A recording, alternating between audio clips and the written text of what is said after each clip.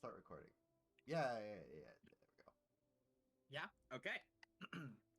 Okay, let's see if I can get to the correct music. That is not the correct music. Nice though. Please. Okay, that'll have to do. Alrighty, everybody. Welcome back to the beautiful tropical lands of Ela. We are coming back fresh off of a 1-week break, in which we've had some time to let the events of the past couple of weeks kind of sink in. In the last 3 weeks, we had set sail from Palestrom on the way to Torah, ferrying one Beta Brass Hand and another mysterious satyr named Olivia, tasked with getting them there safely in one piece. Along the way, we had a series of interesting encounters. Early in the voyage, Alok encountered the ghost of one Maria Millriver, telling him about, warning him essentially that things were going to begin to come for him as a consequence of not using the amulet when he could have, or just not using it in general. This was left off as kind of a mysterious threat that perhaps wasn't communicated in the most easygoing way possible. But Maria's a ghost that's been dead for a very, very long time, and, you know, ghosts get weird sometimes with all their unfinished business and leftover regrets. Following that, we learned exactly the true nature of Beta's crime against the maidens, that he had stolen something extremely important and sentimental from them, a chest which is purported to contain the diary of the original unnamed maiden, who had started that pirate crew and had played some role in, like, acquiring or perhaps creating the pirate ship the Maiden, which is considered to be one of the 6 legendary pirate ships of the Age of Pirates, the Reaper being another one of that number. The current head of the Maidens, Mama, sent over a massive Iron Maiden to accost the Reaper under peaceful pretenses. However, upon the crew's refusal to give over what Mama wanted, she declared a scourge on the ship, which was later explained by Beta Brasshand as essentially, hey, members of the High Council of Pirates are not allowed to attack each other because that would be utter chaos all the time, and pirates have to stick together. But a scourge basically allows that to be legal in pirate law. With that target on the crew's back, they essentially prepared for the worst, eventually culminating in one very eventful day in which not only were 3 of the Maiden's elite attack force, the Valkyries, spotted in the horizon searching for the Reaper, but also Alok's amulet activated its other function, which is to apparently open a portal to the 9 hells and have demons and devils working in concert to accost who they refer to as the Bearer. Following that fight, that is where we're going to cut back in. I just wanted to give a big summary because it's been a week, you know. It's been, I guess, 2 weeks since we last played, so it's nice to have a big, longer summary. That is essentially what happened over the past 3 sessions. We're going to cut back into basically post that battle in the wreckage of that combat. I think Andros is still currently knocked out. He got knocked out again after a nat 20 to get back up and still take his turn. Gallet is pretty badly injured, although Beta's not there. But I was playing with his token. But for the most part, you guys are all right. However, Fields has now reported to you. I'm going to retcon something. I don't think I said it very well. The Valkyrie have not passed Fields yet. Fields is still in between them and the ship. But Fields has noticed that they have noticed you. Following the sounds of combat, perhaps a reverberation of a hell mouth opening aboard the ship, or perhaps the thunderclap from the thunderstep, or any various sounds of battle that may have traveled over the open sea has reached them, and they have kind of like been able to narrow down your location and begun to move in that direction. As that has happened, what are we all doing in the wake of that combat? Can I stab Andros with my healing dagger? Yes, you may. Go ahead and roll 1d4. I think. Sure, that was going. Yeah, I know. I was. I forgot This for is a the second. moment I turn on you. Can I Yeah, you stab said stab Andros? Andros. Finally got him in that. You In that. take your dagger, you plunge it into Andros's like thigh, kind of where an EpiPen would go. He goes, yeah.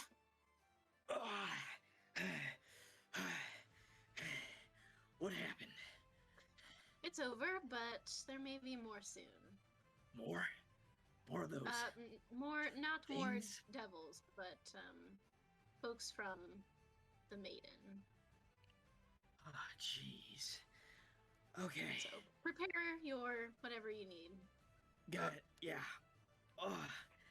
And he kind of turns, kind of a little bit bashful, turns to you, Gallant, and he says, Captain, I know you've seen me kind of go down in combat a lot, and like the 2 times that I fought with you, I promise I'm a little better than that. It's just things have been rough for me lately. Yeah, I understand. Don't worry about it. What? Like you see Gallant's like really flummoxed. He's not really sure. Yeah. Ruby, what should we do? Flee, right? Flee? Wait, do I know? Yes, I do know that you know one of the Valkyrie women, right? Yes. Yeah. You do know that. Okay. Gallant's met that.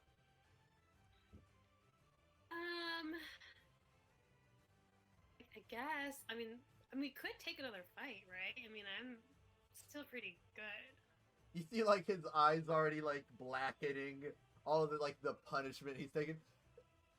I don't know about me, guys, but I don't think we're in the best shape to be facing them right now. Can we at least try one bag of wind? I guess. Okay. Okay. So. Hey. You guys kind of set up all the things that you need to order the crew back up to just make sure it's yeah, the crew kind of gets back on the ship, begins to like get the rigging ready, kind of getting ready to set sail again. You see Nico is able to quickly patch up any of the minimal fire damage from when the sails were set on fire by that one devil, but Suma was able to control the flame very quickly so that the damage was not too widespread. Is easily patched up by Nico's excellent sewing work. As you guys are doing that, Gallant, are you still delegating control of the helm to Ruby? Yeah. Okay. She's still So temporary captain. I'll place Ruby right here where the helm is. Where would you be? Where's the entrance to the bottom? Like right here.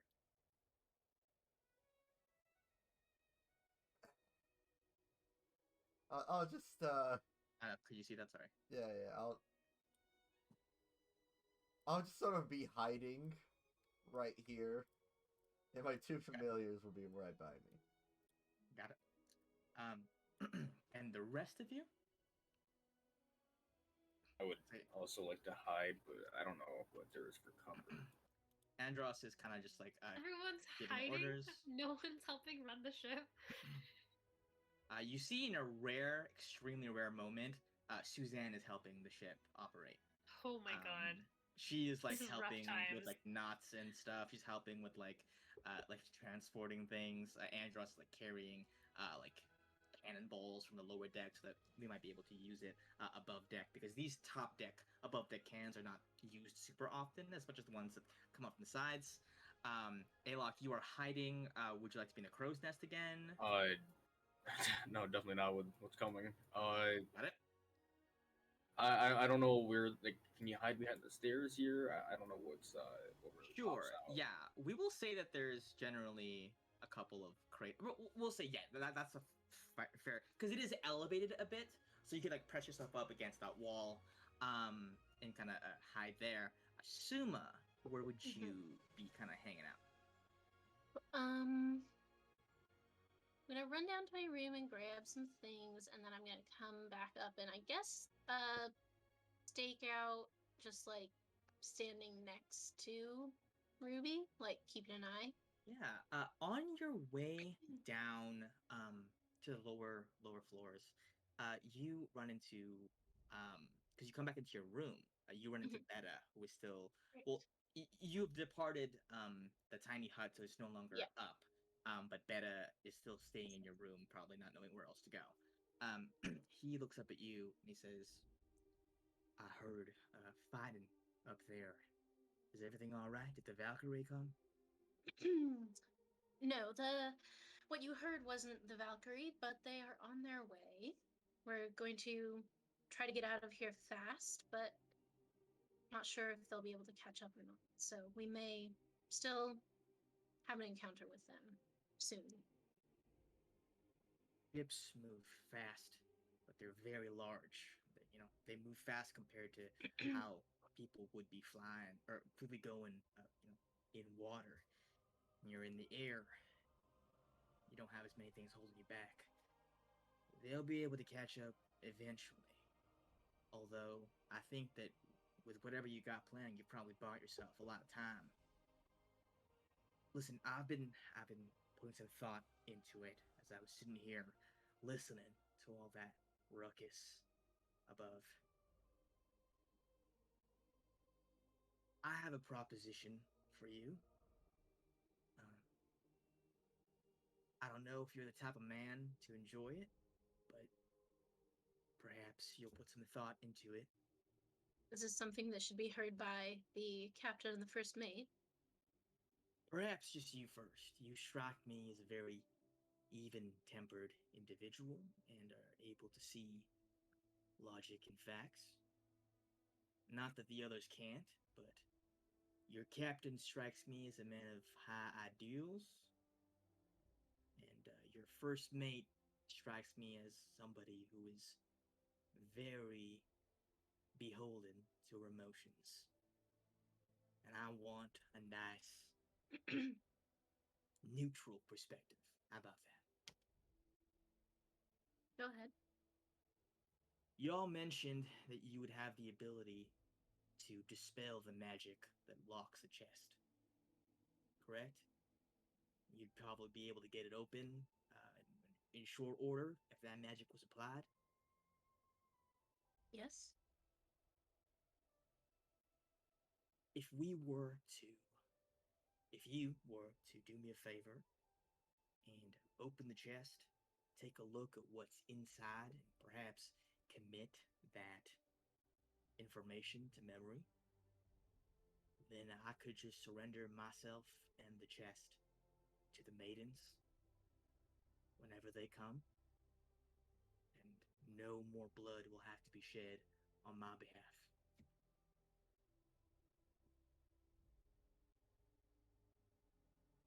You see why I come to you with this, because I think your captain would say, "No man left behind," and I think your first mate would say, "You fuck that brass hand guy."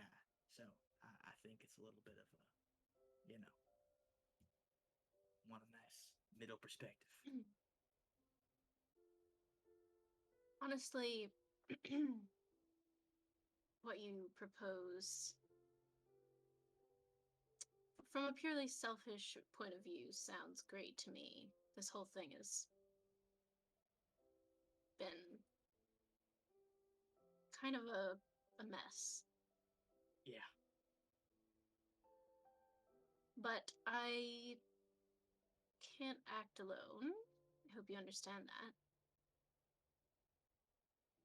So I will have to pose it to them.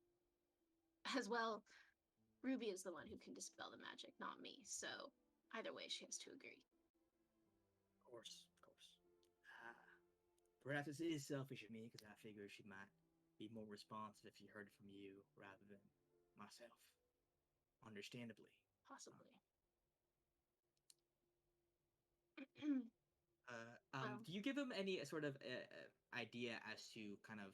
So you guys are gonna be using the bag of wind to kind of give yourself a boost to propel yourself.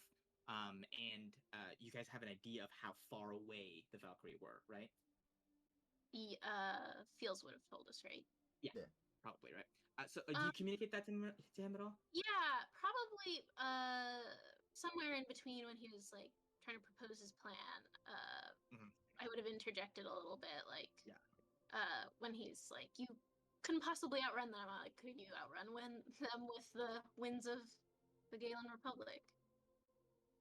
You see, he says,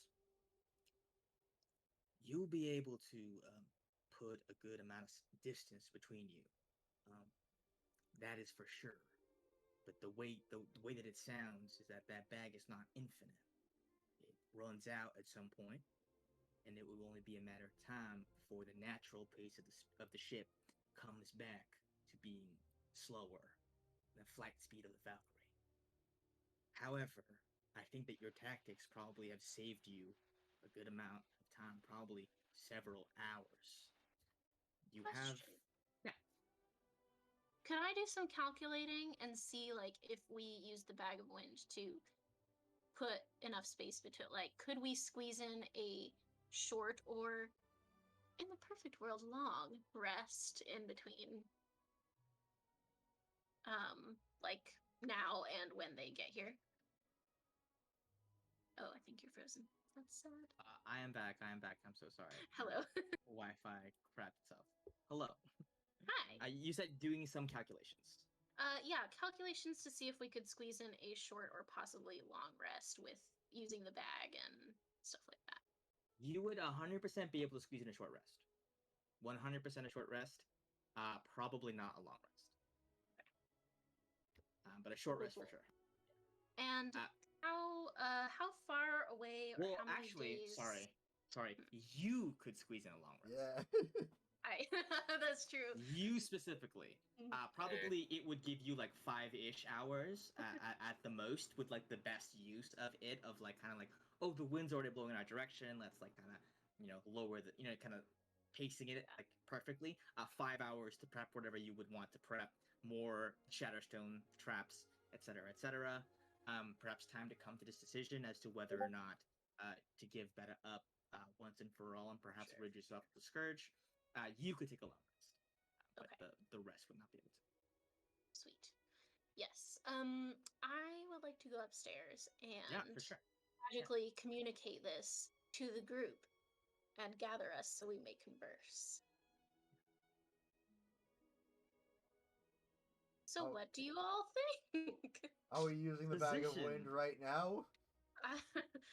um, Well, so it's not exactly like we leave a footstep. So what if we changed our direction and tricked them so they go that way looking for us, and then we change back so they go looking for the wrong spot, and maybe they never catch up because they look in the wrong place. possibility. Wouldn't they see us coming? Opposite direction? What do you mean? Are you saying retrace our steps to the Galen Republic? Like go back? No, No, So they're like we behind us. like change our trajectory like a little bit, like maybe like 25 degrees, and then we change back to the right place. And they'd be going off in that direction rather than where we're actually going. They probably have a feel that since we haven't changed, we might be headed to Pelea. Might be best to only slightly alter our course to look like we're going to that one port city that we were thinking about taking that one gnome to. Barval? You want to yeah. pivot to Barval? That to would be a look big like a pivot. detour. That but would be it would be a very and- simple detour to go at a little angle and go to Copra instead. I think it's less of a detour and more of making them think we're taking the detour. Yeah, we make them yeah. think we're going to the other port and then Sure, go back It's to only normal. a slight change, and we're still getting closer to our destination. And Rosh for sure will know at least where it looks like we're headed. I mean, I can't imagine they'd suddenly decide to look somewhere else rather than where we were heading when they last saw us, right? So then at that point, it's just a lucky guess. And if we did keep going straight, then they messed up. So yeah.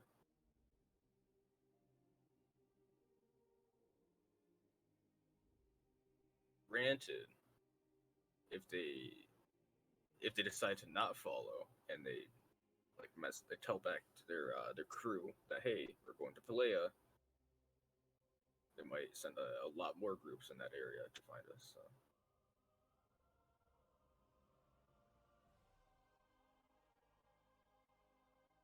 will say that I think the interest of balancing it. I think that in order to create a sufficiently like good diversion for them to trick them, you would have to deviate from your course enough to actually add to your travel time significantly. Not Mhm. like another week, Oh yeah. but like at least a day or two to order to successfully fake it out and have time to like come back to the normal path. Um, and that would require some survival checks in order to successfully, after you've deviated, to find your way back to the original destination, the original path, or at least chart another path um, following that. See, do you add more time because now you deviated and you got a bit lost because you're not following the set route that you made at port anymore? But that is 100% a course of action you can do to dodge the encounter, if you so choose. I'm giving you multiple ways to dodge this encounter, including giving that up. But I don't want to be like, you're at sea, I can throw whatever I want at you. So. Fuck it, let's just murder them. Ask Ruby Let's do it. specifically, like, what do you think about Beta giving himself up? If we read what's in his chest. I don't know. Well, do we even know if that's going to remove the scourge? Like, I don't know what's the process for removing a scourge. Like, once you piss someone off, like, how do you go back to good standing? I believe. Let me double check. I'm pretty sure that returning the thing that was the claim, like fulfilling the claim that the other party had, will remove the scourge. Perhaps I didn't have better say it before, but that he definitely would have mentioned that. Like, this is like he wouldn't have brought this up if he didn't know for sure that this would get rid of the trouble for you guys. It's like, okay, you've given us back what we wanted. Scourge over, no more fighting. Otherwise, people would just be calling fake scourges on each other forever, just to have an excuse to like go at it with each other, which pirates would want to do. Yeah. Right. I mean, I just think, it's just like them to like try to be a martyr. Okay. Well, and something that I didn't think of when I was talking to him was even if I read, or we, read what's in there and commit it to memory, and he goes back to the maiden, he's not going to be able to protect the people he wants to protect, like he said, that way, unless he thinks we're going to do it, which isn't what he asked. So I'm not sure what he hopes to gain from that. I definitely want to read it. My curiosity is through the roof, but I'm not sure what he gets out of it. Besides a better conscience. Yeah. I agree. Plus we still need the payment, Get the That's payment right. if we don't deliver I think safely. Beta would have intimated that like if I'm a dead man, you would just get what I own, because this is essentially he's assuming that he's gonna die if he does this. He would give you the, like what use does he have for like the 50 gold, I don't know. She's just like doesn't like the idea of doing it. She's just using excuses, I think, to like be like, yeah, I don't like doing that. Doesn't sit right with me. I think we can use whatever distraction maneuvers we want to do. I think we should read it in the meantime. Maybe it'll give us an edge, like a bargaining tool, maybe with the Valkyrie, or like just like some way to like overpower them. Cool. So will you guys be taking the route of changing your trajectory, adding a couple days to the travel time in order to throw them off your scent?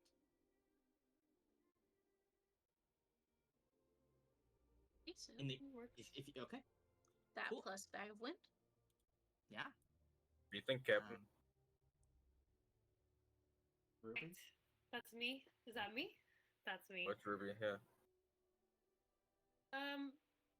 So we're still gonna end up in Palea, like that city we're gonna land in again. Aura? We're still aiming to land there, right? We're not going to Bar Vault? Yeah. Right. works for me. Okay. Okay. So you guys have a couple hours with the bag of wind. Um, I would like whoever would like to participate in this to make a survival check in order to determine how well you are able to navigate out on the open sea in order to quickly chart a path to kind of throw off. I will say, who wants to take point on this task? Really, the captain, right? I mean, Only fair. Simon. You're leaving a lot to me. Captain who surely has the best survival check. Simon should Sure. assist as well because he's been the navigator previously. Yeah. I will say Simon is going to make the check, and anybody who would like to can just give him the help action. Simon is not really level 1 yet, so he doesn't really have proficiency in anything. He's kind of just like a level 0. I think Now Ruby he's has like +3, so that's why I think. Yeah, I have +3, so should I not do it? Yeah, you can roll with advantage if you like. Since as acting captain, in given Gallet's indisposition at the moment, you can go ahead and make a survival check with advantage to see. You will be able to pull off this diversion no matter what. You are gonna go off track unless you get like 2 nat ones. You are gonna go off track and throw them off. It's just a matter of how well can you chart a path that would. Dirty 20 is beautiful. I will say you minimize, so you and Simon goes, okay, so that's the plan. Okay, great. Okay, come to my room. We got a lot of stuff to talk about. Okay, here's my plan. Here's what I think, and you kind of like are able to chime in and be like, actually, blah blah blah. You guys are able to chart a path that only adds 2 days to the travel time, which is chump change essentially in terms of like a wide enough arc to throw them off and get there. Only losing 2 days is pretty good in the context of this entire thing. So you were able to chart a pretty fast path. You were able to then go up and yeah. Before I do that though, Yeah. like, can I just do a check with Gallet? I feel like he's been super quiet, and like that is so Absolutely. unusual for You him. absolutely can, yeah. Oh, you doing okay? So I should check in with you. I feel like He has scurvy, I think. Yeah. I don't know how to feel. Do you want me to tell you how to feel, or Yeah, give that a shot. how can I help? Yeah, just tell me, therapist, tell me how to feel. I don't think that's. I'm like scrolling through my book. I'm like, no, actually, I think that's wrong. I think I'm supposed to ask you how you feel. Sorry, went off course a little bit. Not too good. Not too good. Huh.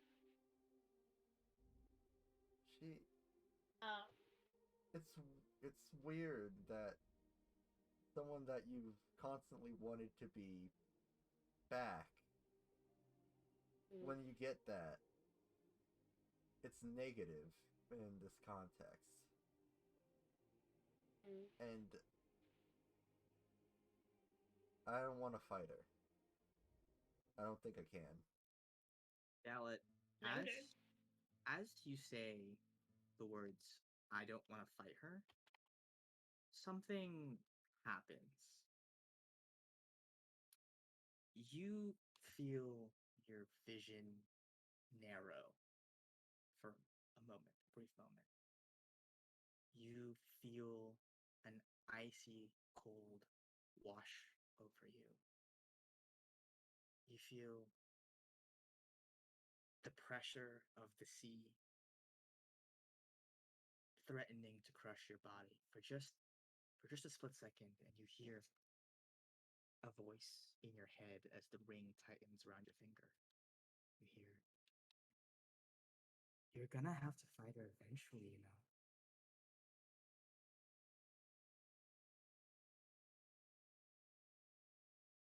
Hopefully not, but it's a lot easier to run. That's for sure. Can do that pretty well. You wanna run? Yeah, you're good at that, aren't you? But don't worry, Captain Abate. She's gonna find you. You're not the only one who has dreams. And the feeling whooshes away. In an instant, your ring loosens up. And from Ruby's perspective, none of this happened. This happened in like a Yeah. split second, almost like it didn't even happen from your perspective. It was so fast, almost like in a pocket dimension of time that Gallet alone experienced. What was that last word she said? Who has trains? Dreams. Who has dreams? You're not the only one who has dreams. Oh, what is that even? Okay.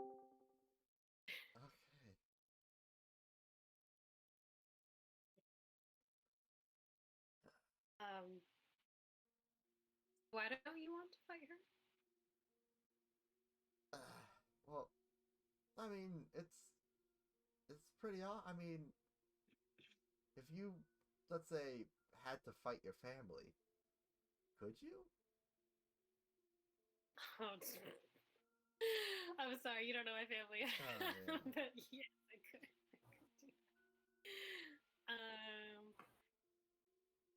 Okay.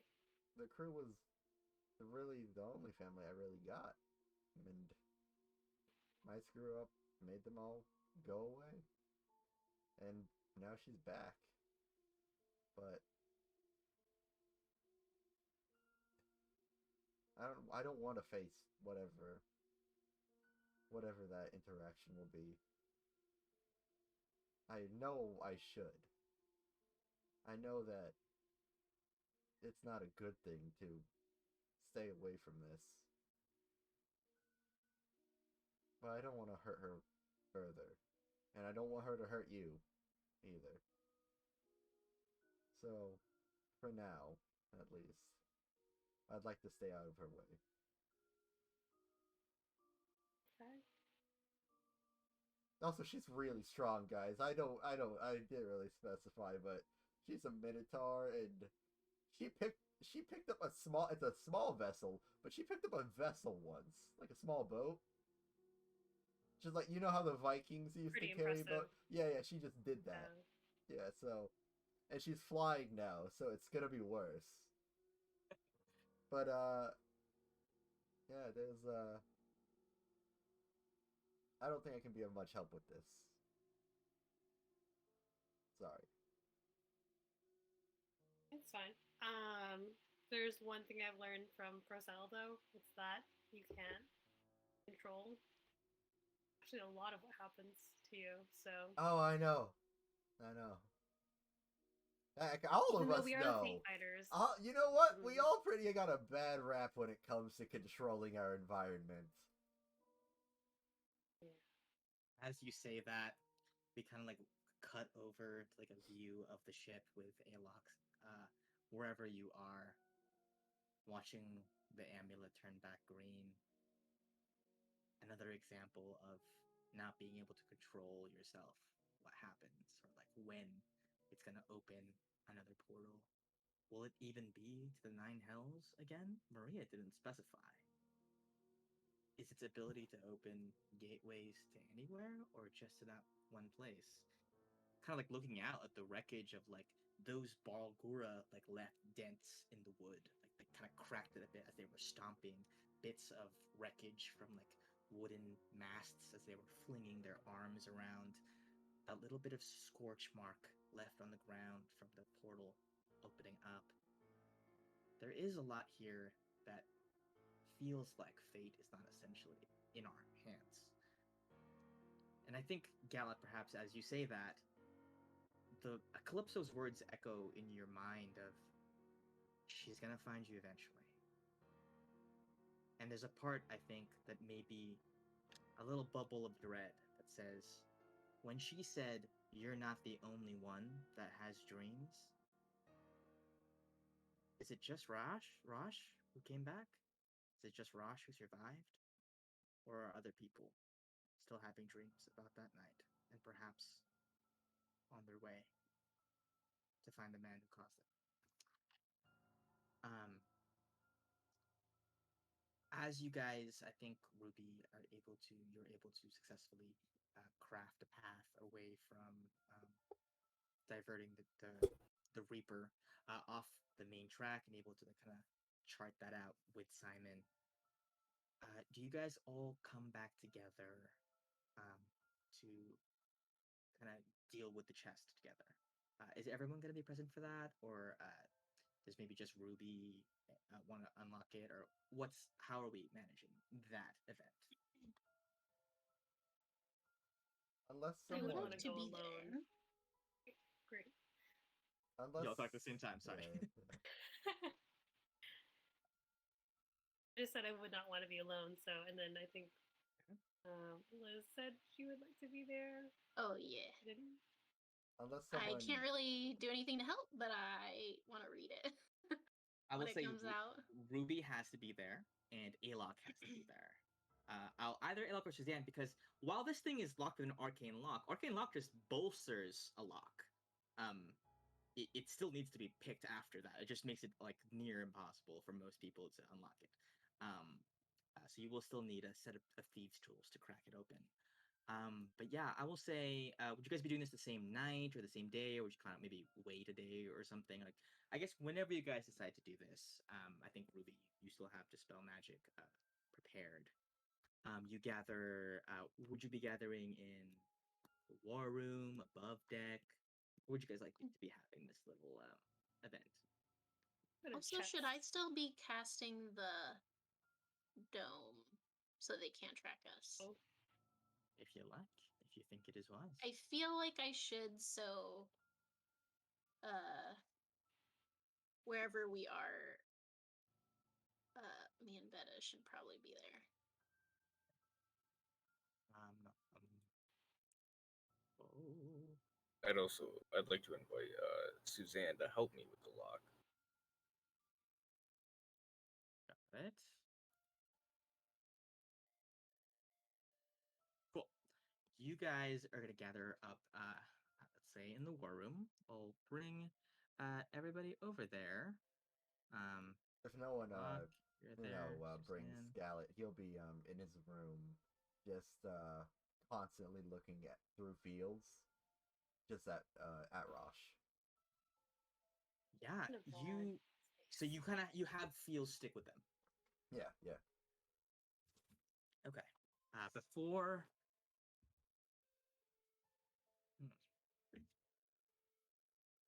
Okay. We're gonna run that scene after we run this little okay. bit to see what you see. I said evens are we do it after, odds are yeah. I just rolled for it. You all gather in the war room. Ruby, you were able to. What do you want your dispel magic to look like? I've been describing your spells as mostly like lightning based. If you want something different to happen with them, you're absolutely welcome to.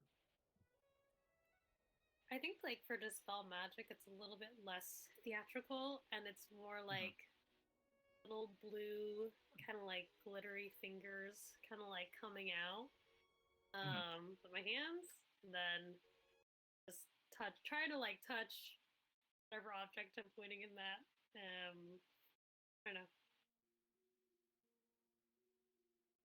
Right. So you stick your hands out, little comes out, kind of works over the locks, and you feel a little cracking of like these runes exploding off to these like tiny little green shards of like arcana, just like fizzling into the air as the locks around this chest are reduced to normal. Still very heavily wrapped up in a pretty like complicated lock, but no longer bound by the arcane. And Alok, if you would like to give me a thieves tools check with advantage, given Suzanne is also in the room and she's like, oh yeah, it totally help. Oh, I think you should like fidget that thing like a little bit more to the left. Oh, right there. Okay. Oh wow, yeah, you're a natural. With a nat 20, you are able to snap it clean. You could like put that thing back in its display case, like the lock itself, return it, and be like, yeah, I've never used it before. Like that's how clean you were. No signs of scratches or picking at all whatsoever. You're able to do it quickly and easily. You open this thing up, and inside are three things. the first, there are two journals actually, almost identical, like these thin, like black leather bound journals. One of which is far more tattered and weathered than the other. One is like it looks like it's been through some shit. You can see spots of like water damage and like perhaps even fire damage along the edges. On the front, in Dwarvish, Ruby, you were able to spot instantly that it reads the words, "This is who you were." Um, so that's there. Um, on the other journal, it's the same exact kind of journal as if made by the same person or perhaps sold in the same store, is another um, a black journal. This also has an inscription on the front of it. However, this seems to be written in an alphabet that actually let me double check if none of you are able to speak or read this. It's a little bit relevant, but not that relevant. Let me just double check. There's like one person looking at it in particular. Languages. Suma, you would be able to determine that this is written in Undercommon. Wahoo! However, it seems to be a very complicated cipher that uses Undercommon as its base. If that makes sense. So it's like the language, like the language is Undercommon, in which you could say, oh, this is an English cipher. You know, it uses like the Yeah. Latin alphabet, et cetera, or like maybe a Russian one. You could say, oh, this is definitely a cipher in that this is gibberish that's supposed to say something, but if the basis that it's using, the language underneath it is Undercommon. You were able to ascertain that. The third thing is it seems to be a bundle of blood-stained prison robes, like the kind of like raggedy cloth that you would identify as probably a prisoner might wear.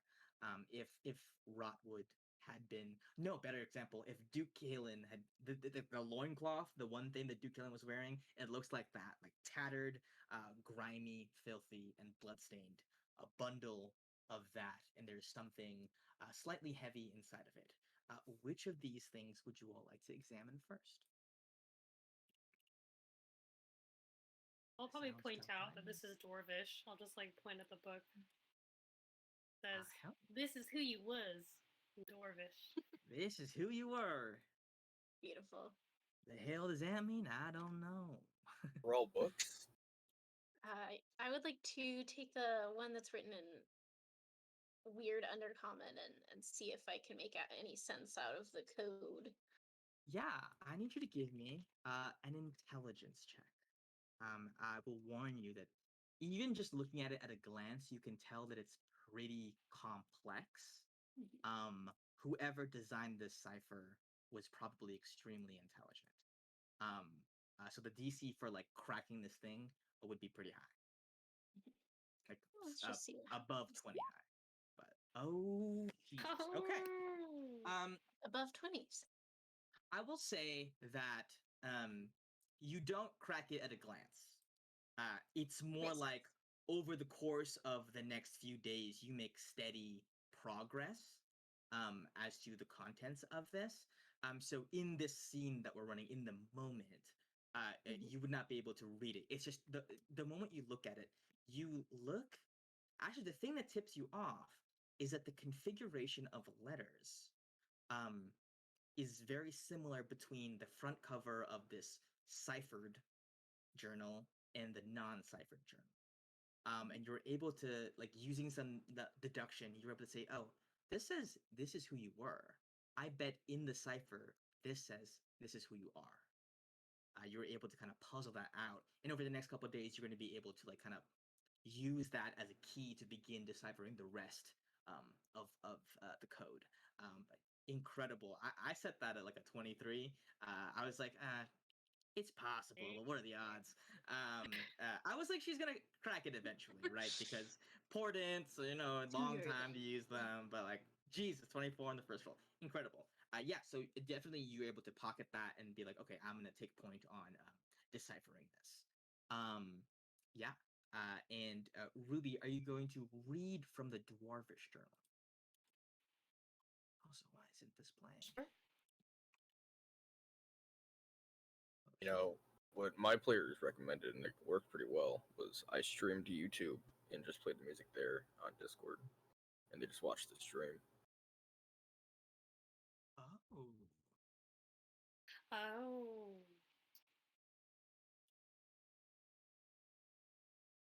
Let me try that.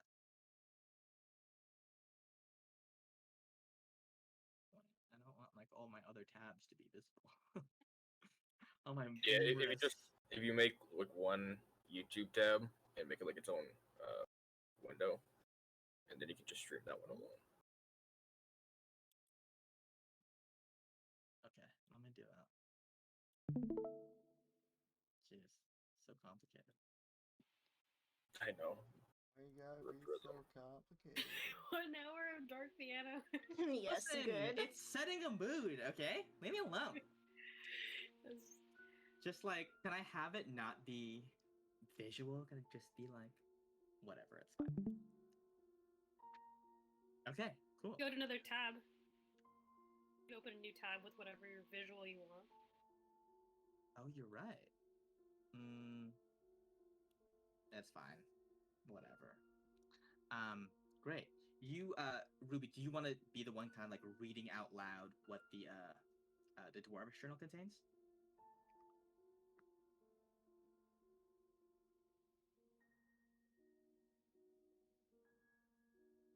Hello? Is that sure? Yes, yeah. Cool. I'm gonna summarize here kind of the gist of you guys are able to spend time kind of reading from this journal, perhaps at some point. Assume like comprehend languages and peek over your shoulder and take over. You guys popcorn read it. You see that this is the journal of the unnamed maiden. And it's very fitting that she's unnamed because anytime her name would have come up, such as when she signs it at the end of each entry, it is crossed out, like deep black ink, so that it is no longer legible. It's been redacted from the record. She has, or somebody has, taken her name out of every record inside of this thing. She was a sailor. She was a pirate. She was a pirate on a pirate ship called the Sublime. She had escaped from Pelea to live her own life on the open sea, as people tend to do. Perhaps reminiscent to you, Ruby, having escaped from home to go sail the seas and live your own life. It recounts the story of her, essentially, her pirate crew was beset upon by the Sea Wolves, which is kind of a colloquial name for Loki's navy, Wolves of the Sea. And when they were attacked by the Navy to kind of be captured, the high-ranking officers of her crew jumped ship and escaped. She, in turn, decided to take control of the helm, become the captain, because, well, their captain just jumped ship. Probably also a little bit reminiscent of something else that has happened recently. And she was eventually captured. She took a lot of people down with her. She took a couple of ships down that she had no business taking down. But she was eventually captured. That is so loud. Let me turn that down. I don't know if you guys can turn it down like yourselves, but Hey, Turn the stream down, yeah. hey, Alok. Mm-hmm. How do I change the whole for a camera thing on OBS? How do I like move the where it's looking for Yeah. a camera portrait? You can't. I was just changing all of the cameras right now. Ah, okay. Yeah. or should I?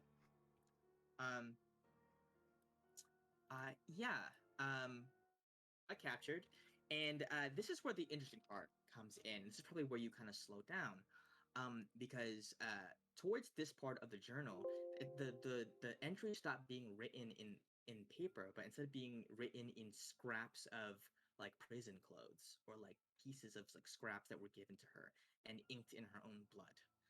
She maintained her habit of keeping this journal while in prison in Attaport. Um, but these, for very obvious reasons, these entries tend to be much shorter. One of them reads, "Met a girl in the cell next to me. Jailed for the way she looks, apparently. She's a drow, dark elf. I always thought they were a myth, but I don't know. I should be scared, but what else is there to be scared of now? She talks funny though. Next entry. The girl tells me her twin sister sees things, visions, and that when she sleeps, sometimes she sees them too. She tells me we'll be breaking out soon. I have no idea how, but the thought of it helps. Next. She says today's the day. I'm anxious as I write this, but hope is all I got left. If it crumbles, I don't know what I'm gonna do. Mystery Girl finally gave me her name. And you read this word, but Suma, you in your head automatically reinterpret it. The name is spelled, and I'm gonna say it first. The name you read is Jeska Jashira, but Suma, knowing that this is a drow we're talking about, you would immediately parse that as Yeska Yashira.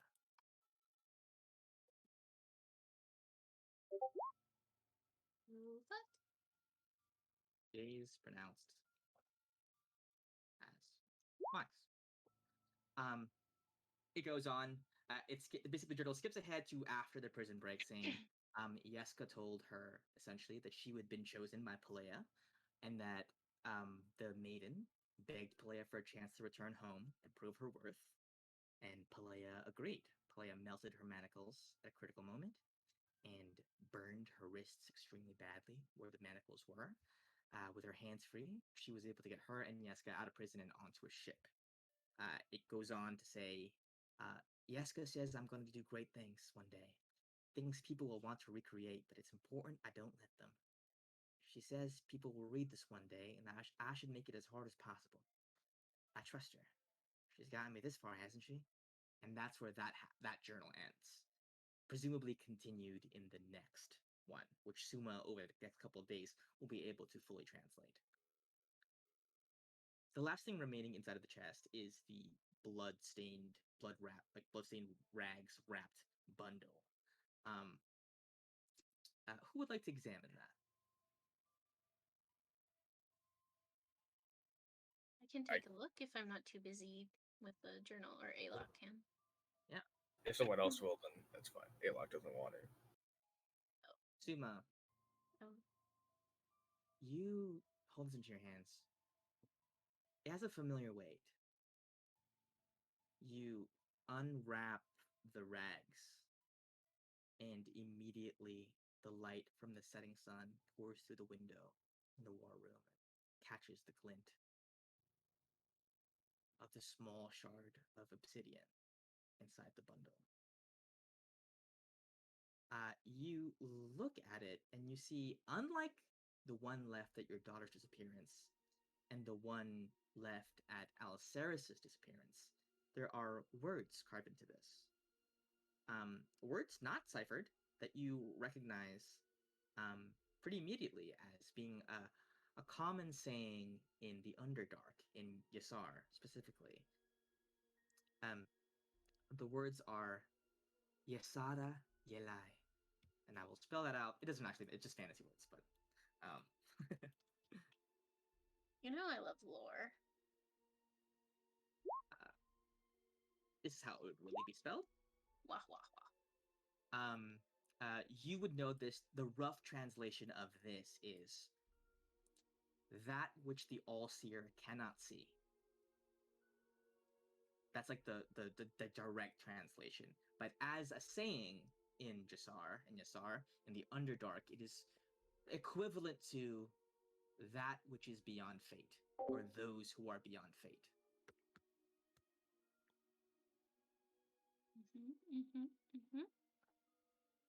And it seems to be written in a similar handwriting to the Unnamed Maiden, as far as you know. Kind of comparing that handwriting to the maidens So like in both her undercommon Cipher. writing? Her undercommon writing is like very similar. So this seems to have been placed by her intentionally. Is it is the writing on the shard, like, does it look like it has been placed on the surface by her, or is it like etched in there? It looks Pretty like she easily. did it. It looks like Okay. she did it herself, like Okay. either to commemorate it or for whatever reason she wanted to do that. That word. I'm gonna put a little bit of. I'm gonna put that in case it's that which the all seeing cannot see. Or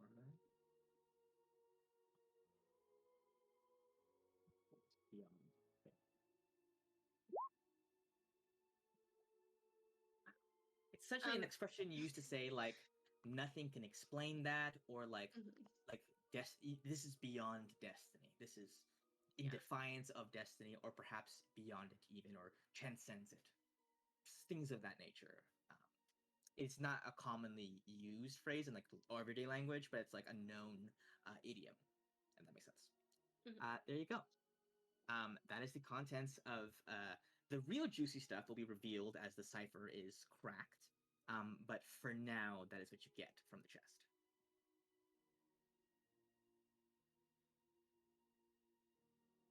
Yeah.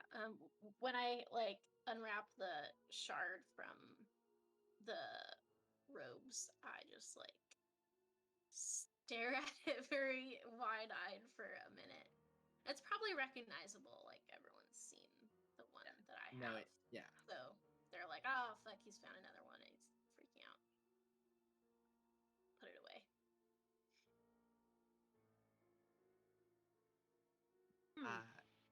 Yeah. Any words from the crew? What does that make? Like 5 now?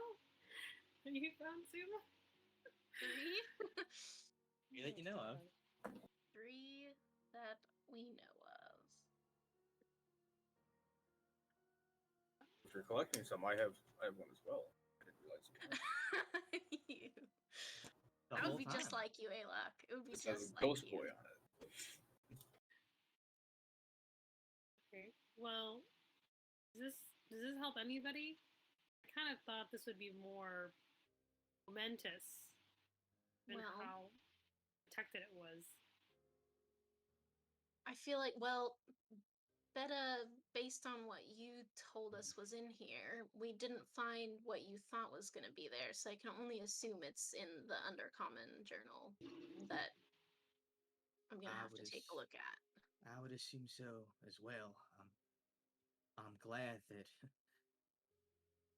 it came into y'all's possession, because I don't think there are many people who would be able to break that. Most people don't even know Undercommon. I thought drow were a myth too until I saw one. Thank you for taking a look at it. Hopefully, it holds the key to the survival of our chosen. I'll see. He nods, and kind of excuses himself from the Um, table. Yeah. Before he goes, Yeah. I will like grudgingly look at him because I have been avoiding looking at him.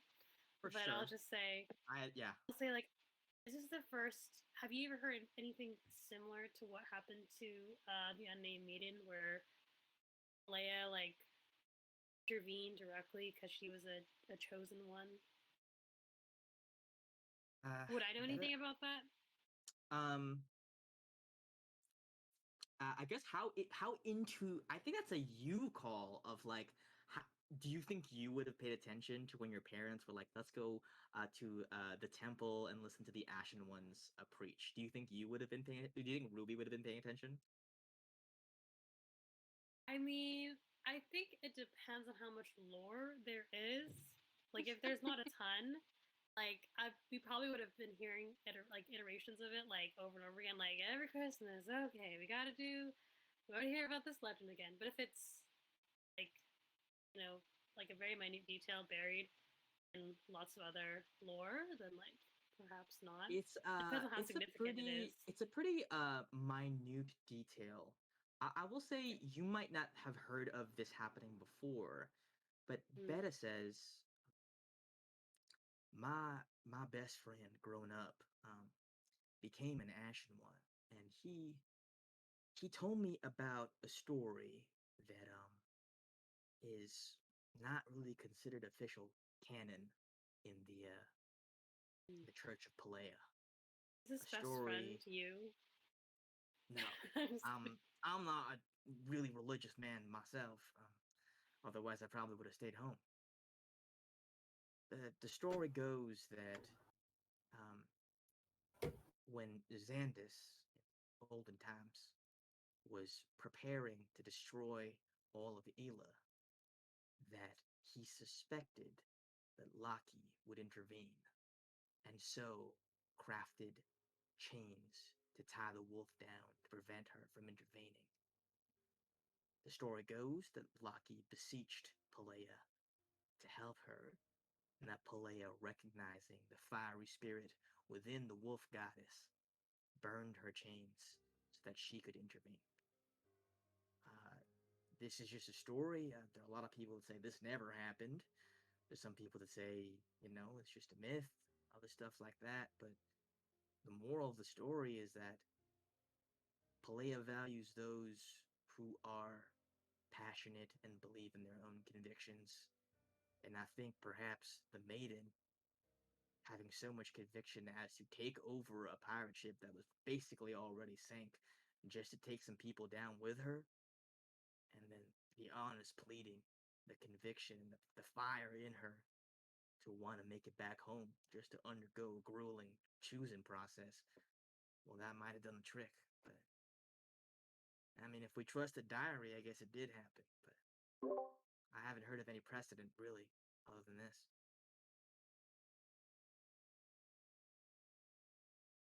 See.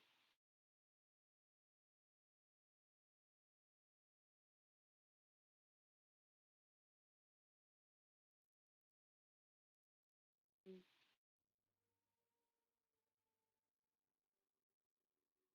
Would he have left by this point? Or is he still- Yeah, I think after that, there's an awkward silence of like, he answered your question, and now it's like, well, she still hates me, so I'm gonna go now. So he heads out. Um, just as a quick check-in, kind of Alok, as you are in this room while all this is happening, what's going through Alok's mind right Oh man, I think one thing that confused him was what? now? I was just saying because like a whole lot of stuff just happened with the amulet, and we haven't really unpacked it yet. So I wanted Of to course, give he's a been thinking about that, but I think Yeah. in particular with that conversation, he's confused as to how the dwarves don't know about the drow because they live like in such close proximity. But that was just a side thing he didn't understand. Yeah, they keep hidden. They keep contact with the outsiders, with the surface dwellers, not super open. And so, like, if you were a miner and you just like kind of like did your job every day and never did anything else, they were like, it's like they're rumored to exist. They're like, oh, careful in the mines, the drow are gonna get you. But like to the extent where like you might not ever see one because they make it a point not to like just show up in town and go, hey, I'm around. Mhm. It's more like they keep to themselves unless necessary because they don't, sunlight harms them to a certain extent. So they do stay um, in their own communities as much as possible. But I would say, like the higher ups, like the leaders of the clans know, like there's no way they wouldn't know. But like the average townsperson probably wouldn't know. So, like the whole like the reason that they arrested the drow just because of her skin color, like is it just kind of like a general sentiment that people don't like drows, kind of like widely? That is the conclusion that the maiden came to, but that's not necessarily the truth. Or perhaps it's what Yeska told her was the case. All you know, I mean, this is a diary from somebody recounting their memories and their perspective. That could be the case. There is a bad reputation around the Drow, and which may like if you have heard stories about like, hey, they might get you in a raid, like in a mining town or whatever, you might believe that. But if you're like Suma, who's actually been down there, you would know different.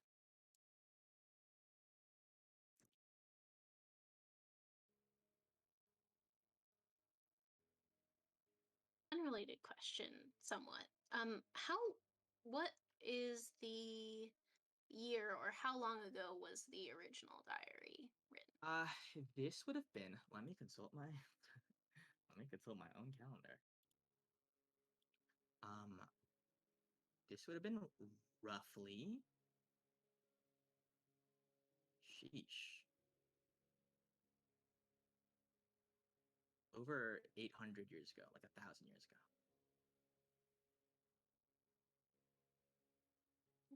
It's currently 1613 at the moment. Mhm. This sort of the exact date would have been somewhere around 1615. Sorry, 615. Mhm. So like roughly 1,000 years ago. So it was a long, long, long, long time ago. When things were Long. just beginning to be figured out about a lot of stuff.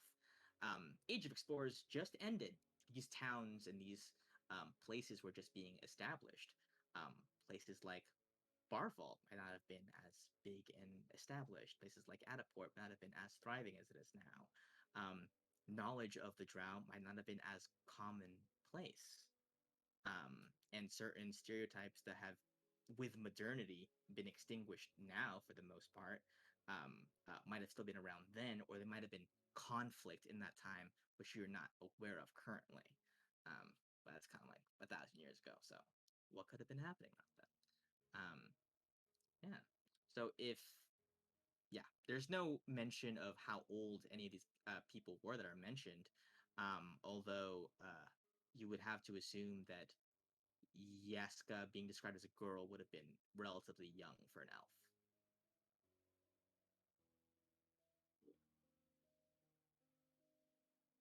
Yeah, there you go. That is the very long lore dump setting up the Jasara stuff. Because these things have to tie together. Yeah, is there any other stuff we want to talk about in this war room before we cut over to what Gallet is experiencing through Fields? Let's do it. Yeah? Do my notes really quick. Suma doesn't want to say anything about, like, hey, I recognize that I recognize that stuff. Like that. I These words. honestly, like, he does want to say something about it, but there's so many layers. He and I are not even sure where to begin. So I think he's gonna ponder that. Okay. Conspiracy board is thickening as we speak. Oh yeah. Right. Gallet, you sit or lay in bed, and you phase into feels for hours at a time. Do you just stay in there watching her? Do you have feels, perch on her shoulder? What do you do exactly? Or just follow at a distance? At a distance. I don't want her to catch on, but just definitely looking through it. There are small little bouts in time where I go out and I just like put my head against the glass of Ophelia's tank, and I just let the cold water somewhat cool my forehead, and then I go back in. Do you get close enough to listen to what she might be saying? Yes. Okay. There are long stretches of time where the Valkyrie do not speak. Um, but you do catch glimpses of what they look like.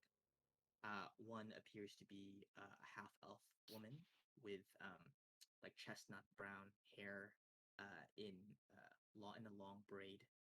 They do take off their helmets now and then to get a little bit more of fresh air. There is Rosh. Her her face looks mostly the same, that it is far more gaunt than it used to be. There is scarring on her that you don't recognize. And you've spent time admiring her scars before, because she is a rough and tumble kind of gal, and she's accrued many of them. There's ones that you don't recognize. Whether this is a result of the shipwreck or of any initiation to be in the Valkyries, or perhaps just natural combat in the time that has passed. You are unsure. But you can see that, yeah. Can I tell if she's gone from lack of food or from something else? Um, Make an insight check. All right.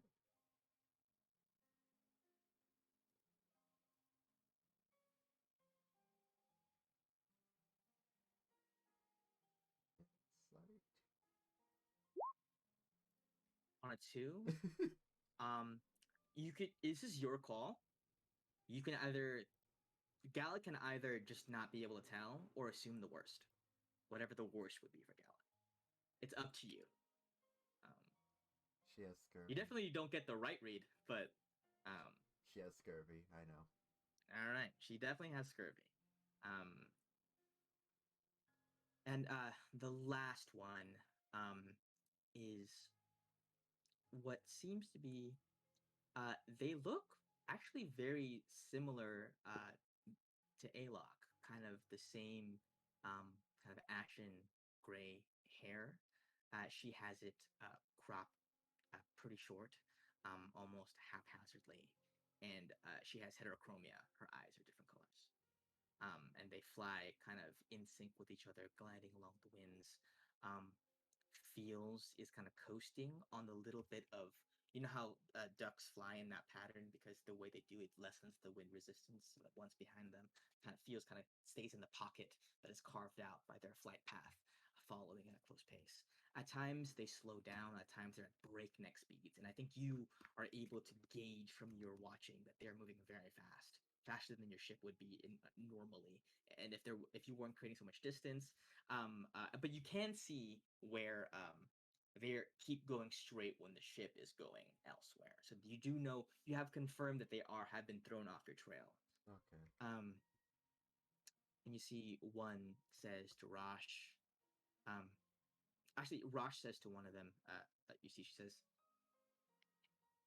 "I don't know how long this is gonna take, but just a reminder of the plan. There's no spell casting, okay? I know that's your specialty. Just stick to the chains, stick to the maiden. We'll be able to do this. Mama warned us specifically not to use spells. Yeah. Which one is she talking to when she says it's their specialty? The one with heterochromia, the one that looks kind of similar to Alok in terms of appearance, Gotcha. like vaguely humanish, but just a little bit off. Mm-hmm. She's you see that one nods, and they say, right, I remember. Bit of a bummer. I don't like the chains. They're a bit barbaric, but I suppose it'll have to do. Say, Rosh, you seem a bit serious today. I mean, I understand first mission in a while, but is something wrong? And you see Rosh replies, I had another dream. It's the same one every single time. I see their faces over and over again. And then I see his face. And the half elf pipes up. Whose face again? What are we talking about? The scrawny kid? You see, she says, yes. And you see the half elf kind of whistles like, I can't whistle. I wish I could. Yeah.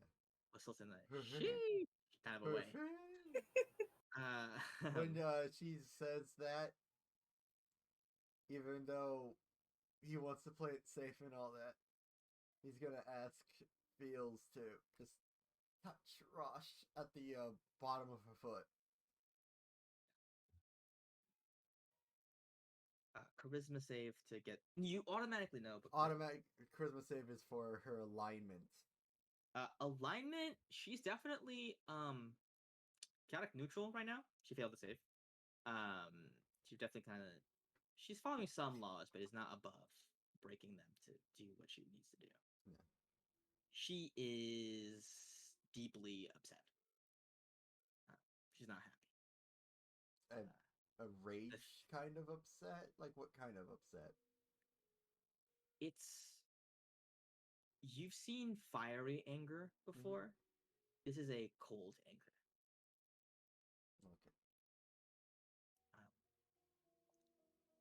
Okay. You see that one, the half elf goes, I mean, look on the bright side, right? Like, you're in a better place, you're doing great now, right? With Mains, you really miss your old ship that badly?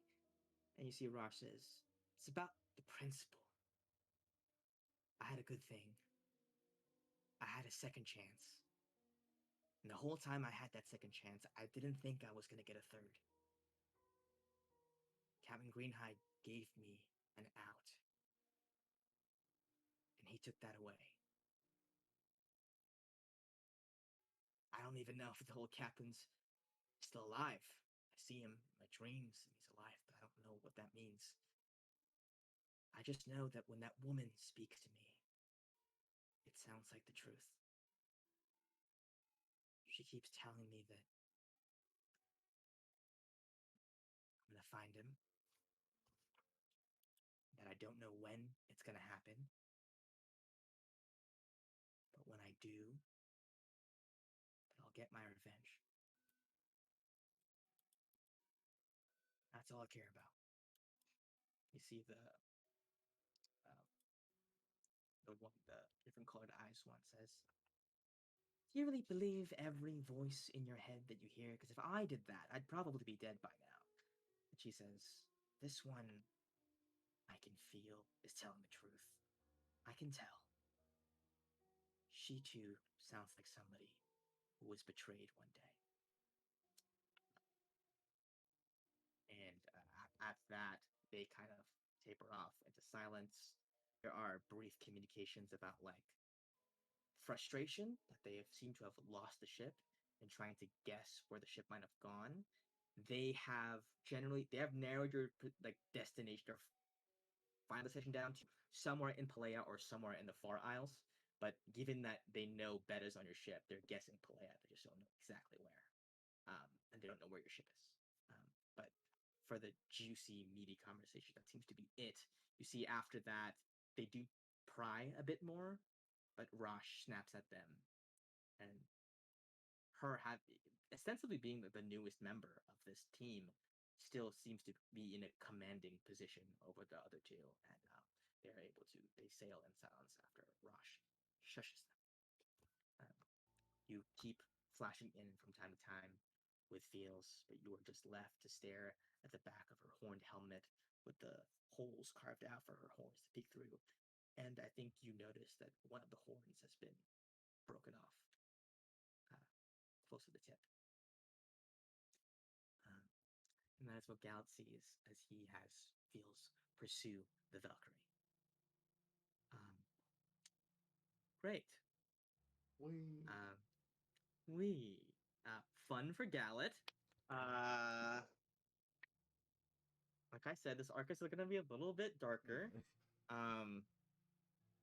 Also, remember when you were like, you should be harder on me? Anyway.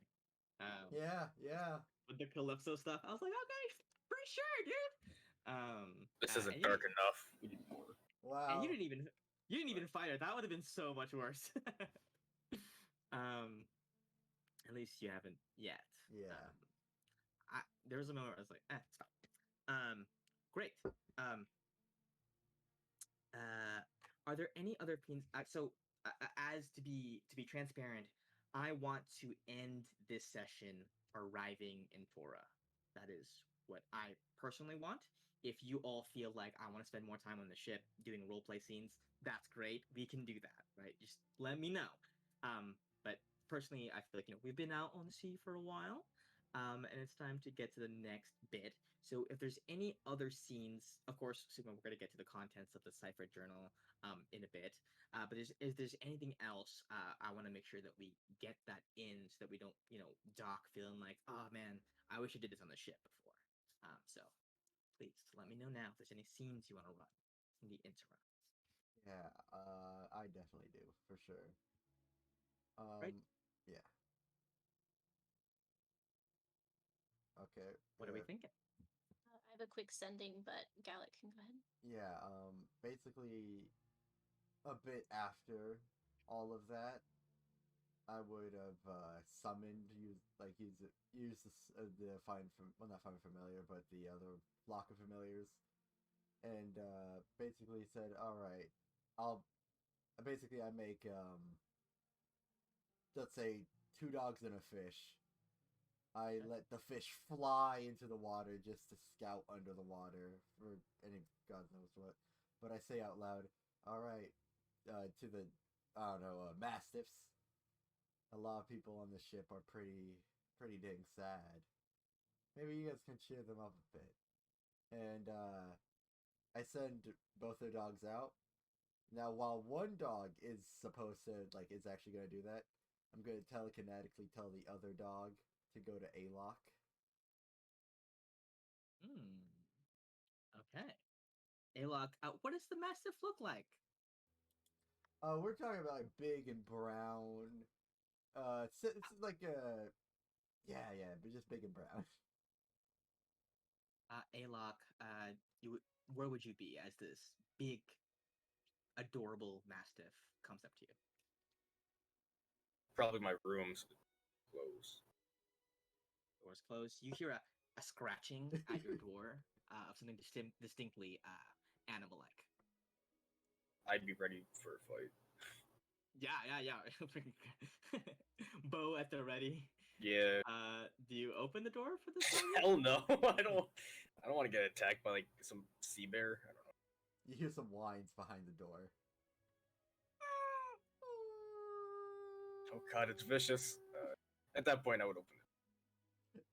The dog's just about to pee on the door and then lets the leg down. Dodge. He goes in. He walks into the room, and basically when he kicks the door shut, and the dog using Gallet's voice, because that's an ability I have. Oh god. Hey, A-Lock. Ah! Yeah, no, it's me. Hi. That's disturbing. Yeah, I'm Oh, a boy. dog. I'm a dog right now. Woof woof. Whoa. I didn't know you could transform like that. Yeah, it's amazing. Don't hit me though. Don't test it. Do you have a moment? Do you have a moment? I have one right now. Yeah. I'm a dog. Yeah. We have similar type of items from our past, both pretty bad. What? I recently learned that mine, the genie, she's giving information to Rosh. Do you know any ways I can actually hide anything from her? Right now I'm using the dog to talk to you because everything associated with animals, basically, I got, comes from fields. So I hope that she has no idea this is happening. Okay. I was just gonna say, this is a little Yeah, it's weird. weird. Yeah, it's weird. Gotta yeah. diversify your portfolio, you know? So you want to hide yourself from the genie? I'm just asking, is there...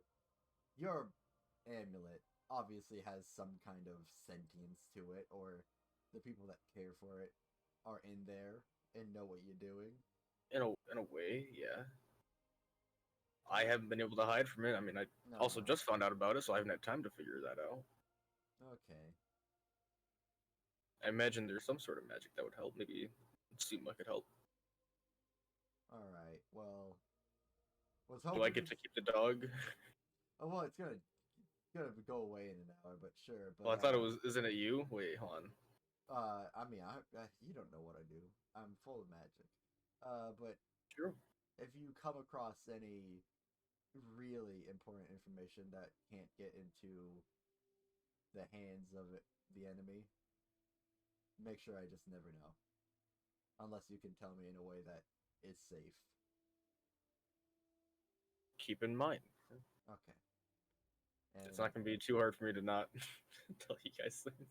And then the serious face on the dog goes away, and it's just a mastiff, and it's just running around the room. Let's fucking go! Yeah, A-Log will... Well, A-Log will try to calm it down, but, he'll try to. Nah, find he's it. got too much energy. It's on you. Oh God! All right. Well, he's gonna try to write in his journal while that's happening at the same time. But yeah, nice. Thank you. Incredible. And then the other dog is just having fun with everyone else. Yeah, definitely. Dell is pissed all day because Miela has abandoned her duties to just pet the dog for like a while. But Dell can't even really be mad. She's like, "Oh, she's happy, so fuck it. I'm It's gonna wash the dishes." adorable. And then later she caves and starts petting it as well. He goes, "I mean, it's pretty cute." Thank Nico you. has already begun composing a ballad about the dog. He's named it Nico Jr. Um, Everybody disagrees on the name, but for some reason, it starts to stick. Um, and the rest of you may interact with it however you wish. With the parents and like, we can't keep it. No. And then loves even it the know where most out of everyone. Yeah, secretly, Well, secretly. Yeah, I'll just throw treats when no one's looking. But did I know that it came from Gala, or am I just like? You oh, could it's a dog? probably assume. I mean, like, The dog appeared. yeah, like magical things happen, but Mhm. I have summoned dogs before. But also, You maybe the dog came from the chest. Who knows? Maybe it comes from Alok's necklace. Ah. Ah. That'd be weird. haven't. Also, after the hour where it is up, the dogs do disappear, but the leftovers of them stay. The hair. Oh, Hmm. The hairpin pee. No, well, the hair is the first thing that comes to mind because my bed is a mess now. Oh yeah, no, that's. Well, mastiffs don't have that much hair, do they? I don't know. Depending Oh. on what kind of they are. He was shedding. Do we still have any of those animals that we were transporting, or were those taken by the shield? We have Those were horses taken- and Gary the lizard, right? You guys consented to allow Aaron Kalin to transport them back. So there's like a big movement to like, let's undo the wrongs that my father did, and let's get these animals back to where they belong. And Aaron offered like, hey, the animals on your ship, I can take those with you, and you guys allowed that, except for the lizard. So we The do still have Larry. You do still have Larry, the extremely non-magical lizard, I think and Fields and some horses. after the dog goes away, Alok just feels kind of alone again. So I think he's gonna go down to take Yeah. Larry. He's gonna get Yes. Larry from the thing and bring it to his room. Let's go, sad boys. oh my god. You Everyone needs a and pet. you and Larry become Yeah. almost. I don't want to use the words fast friends because I don't think that's a thing that Larry's capable of. But you guys almost become Homies. the perfect roommates. Yeah, you guys are just homies. You guys like respect each other's space. You walk into the room silent as you tend to be, and he just gives you like a lizard nod, of mutual respect, and you guys just mind each other's business while coexisting. And sometimes you give him little head scratches, which is every pet needs head scratches. Aw. Hell yeah. Sure. This is a necessity. I've been waiting to pick him up for so many episodes. Just never and felt right. Finally, now you get a chance to do it. I would say when you summoned that mastiff as well, Olivia kind of went crazy over it. She's like, "This is the cutest thing I have ever seen. I love it so much." You say his name is Nico Junior, and basically she adds on to the whole Nico Junior thing. And everyone loves the dog. Is there any scene, Ruby? Is there any scene that you want to run? Perhaps with Suzanne or Beta or whoever. Andros, your boy, Simon. What about Chaz? You know what I mean? Who? They don't exist. I don't know. I feel like there's not really a romance vibe right now. I think she's probably just like, like heads down, just like trying to like figure out like how to use the diary to leverage like against the Valkyrie or something. So I feel like she wouldn't be in a spicy mood. Yeah. I think in general, you and Suzanne have not been super like romantic as of late. It's almost as if a lot of things happened in a really short amount of time and it like was a little bit overwhelming perhaps for Mhm. one or both parties of like not that it wasn't wanted but perhaps like oh from Suzanne's perspective it's definitely like oh god I'm freaking out this is a lot I'm going to hide because that's my defense mechanism but definitely you do notice even though you guys don't talk about what happened very much that she does make it a point to at times like the person next to you who eating at the Cork and Cove gets up to like leave, they're done with dinner, and like very silently and stealthily, she just is already in that seat, but like doesn't really say anything about it. Just like little things, but nothing outward or very, you know, outspoken Adorably. in that way. Um, yeah, Yeah. thinking about how to leverage it, go ahead and give me either I guess wisdom or intelligence would work here. I guess probably wisdom, like a wisdom check for me, or perhaps insight, Mm, if you so please. okay, let's do it. Okay. On a 22, you know that they don't actually know what's in there. All they know is that it's extremely valuable. Bennett didn't know. He just took a guess as to, well, that it must be this thing, but I don't actually know. Nobody knew what was in there, so theoretically, you could put something extremely valuable in there. You could find a way to reestablish that arcane lock and just give it back to them. Or however, I think the crucial thing that you glean is that, hey, what I can take advantage of is that they don't know what's in there or what's in the contents of the journal. Only you guys know at this moment. True. Um, I want to take a stab at like removing the black ink or whatever that was covering like all of her name. That was redacted. How would you be doing this? I might take the piece of cloth. Like she started writing on her prison clothes at one point, so I'll just take out my Tide pen. You know, just like Your Tide pen. Uh, well, whatever the uh, equivalent is. Like if they have like turpentine or lyre or whatever, like they used back then, I might try that. I want to say it is hard to remove ink. So it's completely blotted out with ink, and you would not be able to know which parts of it, which very thin slivers of it, were the name, and which of it was the blotted on. But if you want to like just try and carve it out, like with some, 'cause you're trying to remove, but you don't know what you're removing. So Yeah, we'll say, give me just just feel like roll there's me gotta be. roll me a luck check. Okay, is that just a D20? Yeah, it's a flat d20. My guidance. There's no guidance on a luck check. It's just luck.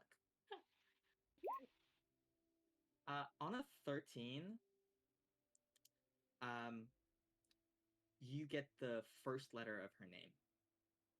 It's M. There is one that was not super um blotted out. The first letter of her name is M. Um, but that is the only thing that you get out of that because I would say outside of knowing what it would, yeah, I'm just gonna say the first letter is M. That's all you can glean. I'm gonna be like, universe is fucking with me. Her name is Maiden. Maybe. Name was Maiden's name is Maiden. Right. But yeah, I think she'll just probably be absorbed with that because it's kind of like her escape from thinking about Palea and like coming back. Yeah.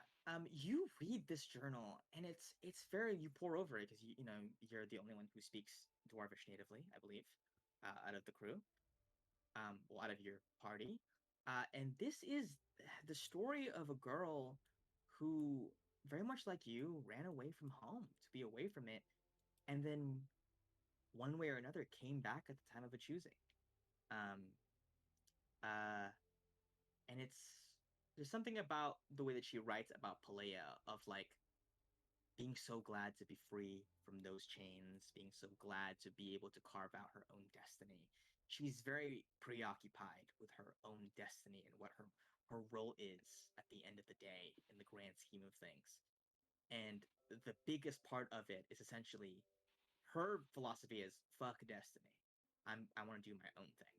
Um, and I like that's part of the reason why she ran away. And perhaps you are able to relate to that a little bit. Um, but yeah, you get the sense as reading that you and the unnamed maiden would probably have gotten along. Um, cool. Uh, Suma, Mhm. would you like to cast your sending first? No, actually, I'm gonna wait until I hear what's in the Okay. thingy. Over the next couple of days, you pour into the ciphered journal. I'm not going to do a recreation of what's in it. I'm just going to summarize it. Essentially, the journal picks up from uh, the maiden's arrival back on Palea. The maiden arrived in Barvault, although it is made a point of that wasn't her initial.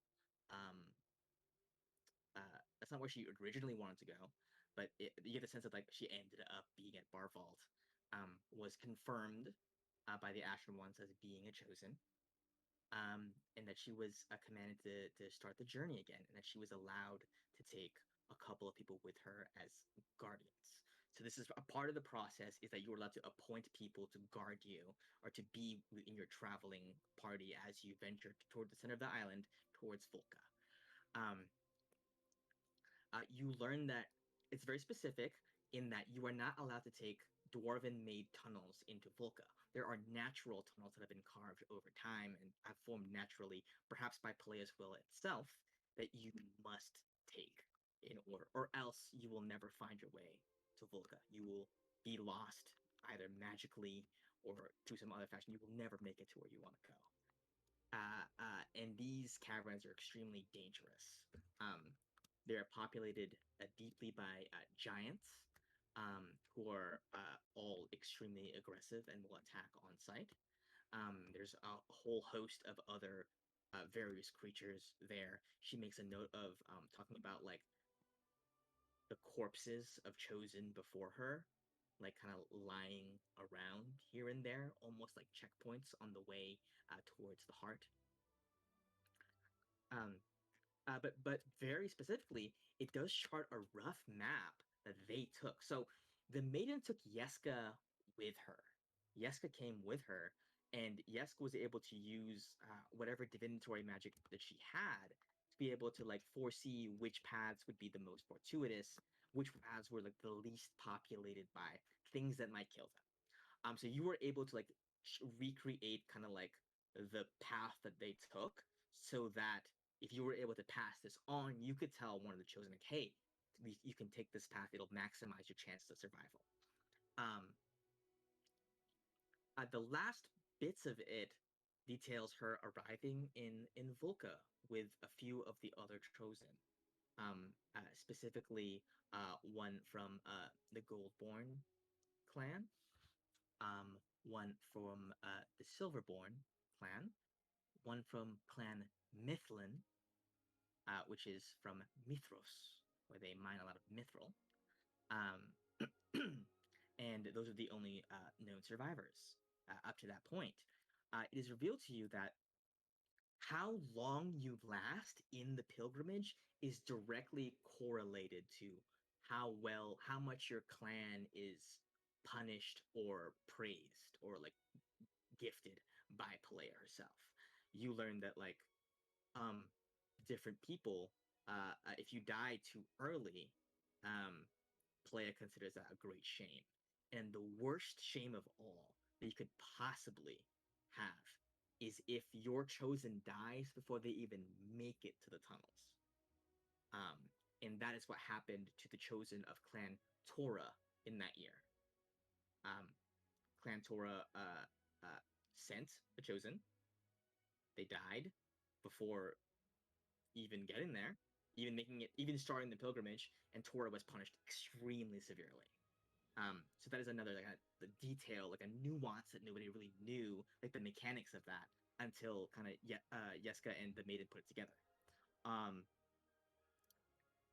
the last thing that she describes is that we are going to venture into the heart of Volcanau to enact the trial of the flame.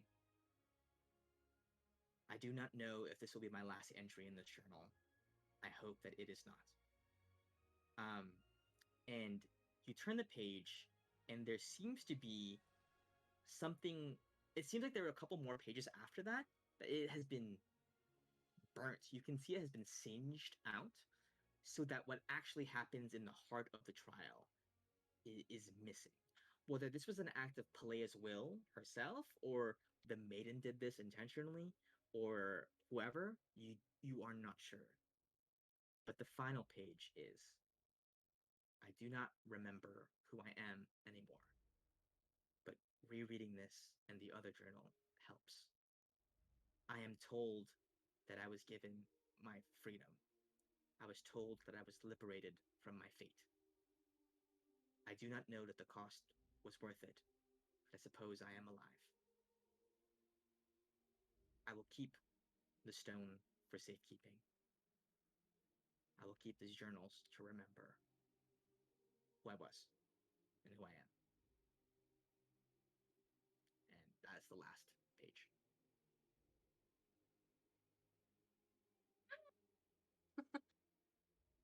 Jeebus. Okay. Yeah, so a lot of context there for maybe some things. Or it made it more confusing. I don't know. We are Oh? we are doing a mystery here. Sure as hell is a mystery. Yeah, Yeah, at but- what point in the journey do I finish that process? You rolled. It was a really fucking high intelligence check. It was really absurdly high. So I'm gonna say, about 4 days in, you would still have 5 days until you reached Torah, when you finished transcribing all of it. And I will say you were able to like glean bits and pieces of it, but so you finished the cipher completely in 4 days. Mhm. But yeah, what do you do with your ascendant? Um, there is so much that I want to say, but I can't You have fit it multiple now. by words. Uh, I could do Oh. technically I could do them over a few days, but I'm I don't homebrewing a thing have. where once you have 4th level spells, if you upcast sending, you double the words. Oh my god, that would be so nice. Ninth I'm level, you just send gonna a book. cast 9th level sending. That's a whole essay. 5-paragraph essay. Yeah, it's the twit longer of sending. Anyway. Thread. Yeah, I don't even want to figure out what the actual wording of my sending is, but I want to ask Zicha if she recognizes the name Yeska Yashira. And obviously, I know she's gonna recognize the second part of that, but Right. Yeska, fucking Yeska. Zisha shoots back to you. I haven't heard the name Yeska. I looked into it. It's been, I want to say scrubbed. It's like, basically she communicates if it was a thing, it's either been scrubbed or it never existed, which is troubling because she has to have been related to me. She had to have been linked.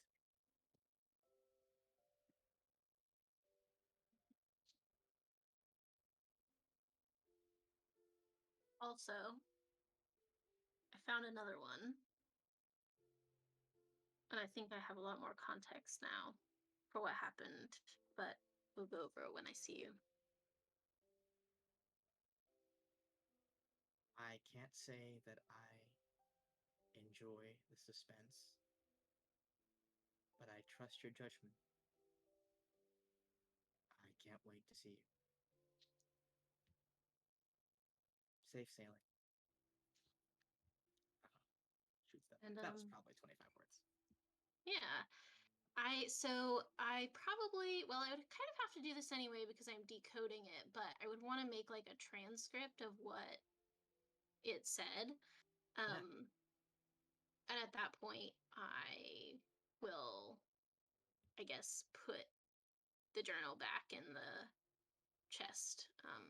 Because I don't really need the original because I have my copy. Right. Okay. So yeah, so you do have a lot of actionable information.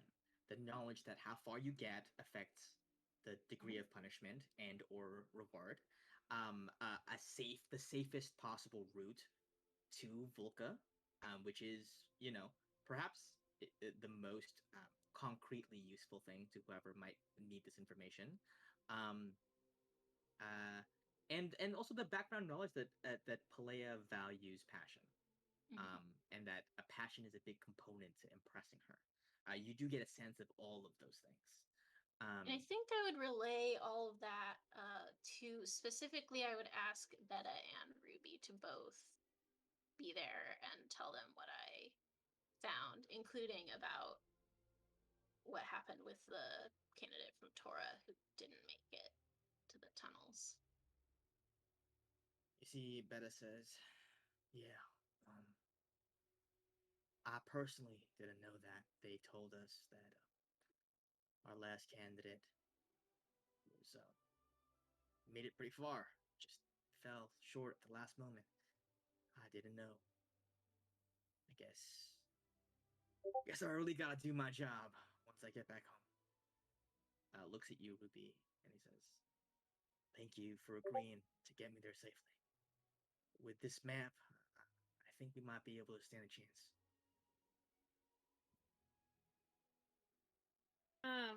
Quick question. So people who are going for like the choosing, like they get to bring an escort as well.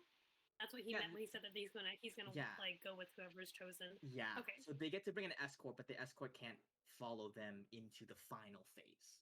Like no one can Right. know what happens in like the final chamber, but the pilgrimage to get to Volca, you can have people protect you as you go there.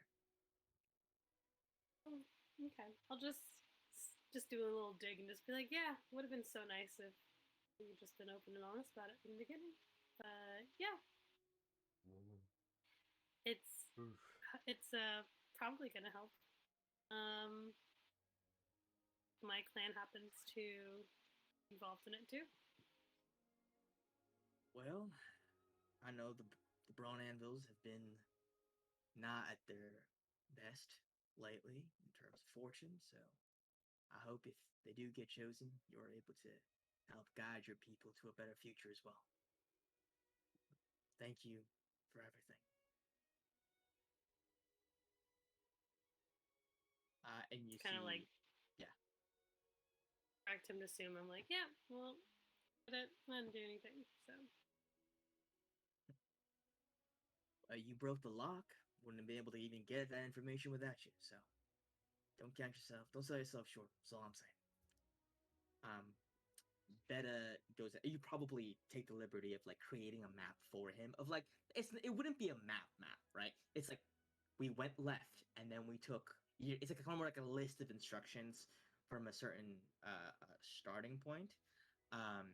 So it wouldn't be starting from Tora necessarily. But there are parts where like these tunnels interlock, and there's no rule that says Beta has to leave from Tora. He could start at Barval if he wanted to. Yeah. And you were able to get it, and he studies it religiously in the days to come. Real quick, before we move on to the next thing, is there any other scenes people want to run aboard the Reaper? You guys are now, yeah, Gallant. Earlier on, at some night, Gallet would knock on the door of Andros. Hello? Oh, Hey, Captain, hey. Hey, how you doing? It's late. Temporary vice. Yeah. I was wondering if I could talk. Yeah, of course. Yeah, I mean, I don't keep a lot of pretty sparsely furnished room, but Yeah. there's I do have one chair, or if you prefer the bed. That Yeah, I'll Yeah. take the chair. I removed the hammer from the chair that's on it. Oh yeah, so yeah, look, yeah, yeah. yeah, you got it. Okay, thanks. Okay, Cool. Yeah. Um, How can I help you? yeah, I just I don't. Have you been? Sorry, I'm a bit confuzzled and all that. Chino, have I told him everything about my past? I think not. Andros? Yeah. No.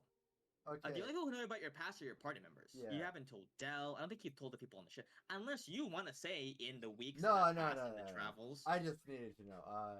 Basically, I'm working through some stuff right now. An old crewmate of mine was chasing us, a female minotaur named Rosh, and I was hoping I could maybe get your perspective. I don't know. Look, as you think minotaurs are gonna understand how other minotaurs think. Well, she had a broken horn. I don't know if that's a cultural thing, but maybe I just wanted someone to listen to me. I was just joking with you, Captain. Okay, sorry. I'm all ears. Yeah. So for the backstory thing, just fast forward. I talked to him just about stories of Rosh being like rude kind to me, like I'm swabbing the deck, slip on the water, I fall off the ship, she has to go get me. Or I'm cleaning the barnacles from the ship, get tangled up in the ropes, she has to cut the ropes and get me. And I just share nice little stories of her being abrasive but always, showing some care. And then I let him know of me finding the genie, what happens with all the wishes, what happened afterwards, and me presuming her dead. And then that we saw her, I saw her. I told him the new stuff about basically knowing what she felt in that moment, how she feels about me. Yeah, and also about probably gonna have to fight her someday. And Andros, what would you do if if you had to fight family? He sighs deeply, cracks his neck, looks up at the sky. He says, "Anger is a powerful thing. There was a time where I let my anger get the best of me. I used to be a professor at Ravenhall in Castlemont. Had a lot of theories about the Feywild and how it interacted with our plane of existence. All these theories about where it happened, how it happened. I was very proud of them. I thought I was right. And there is this one rival professor from Inkwell, Simon's kin, probably, right? Challenged all my theories, thought that they were bogus, and would constantly show up to my lecture halls, talk smack about them. And one day I snapped, flew into a rage, I killed him.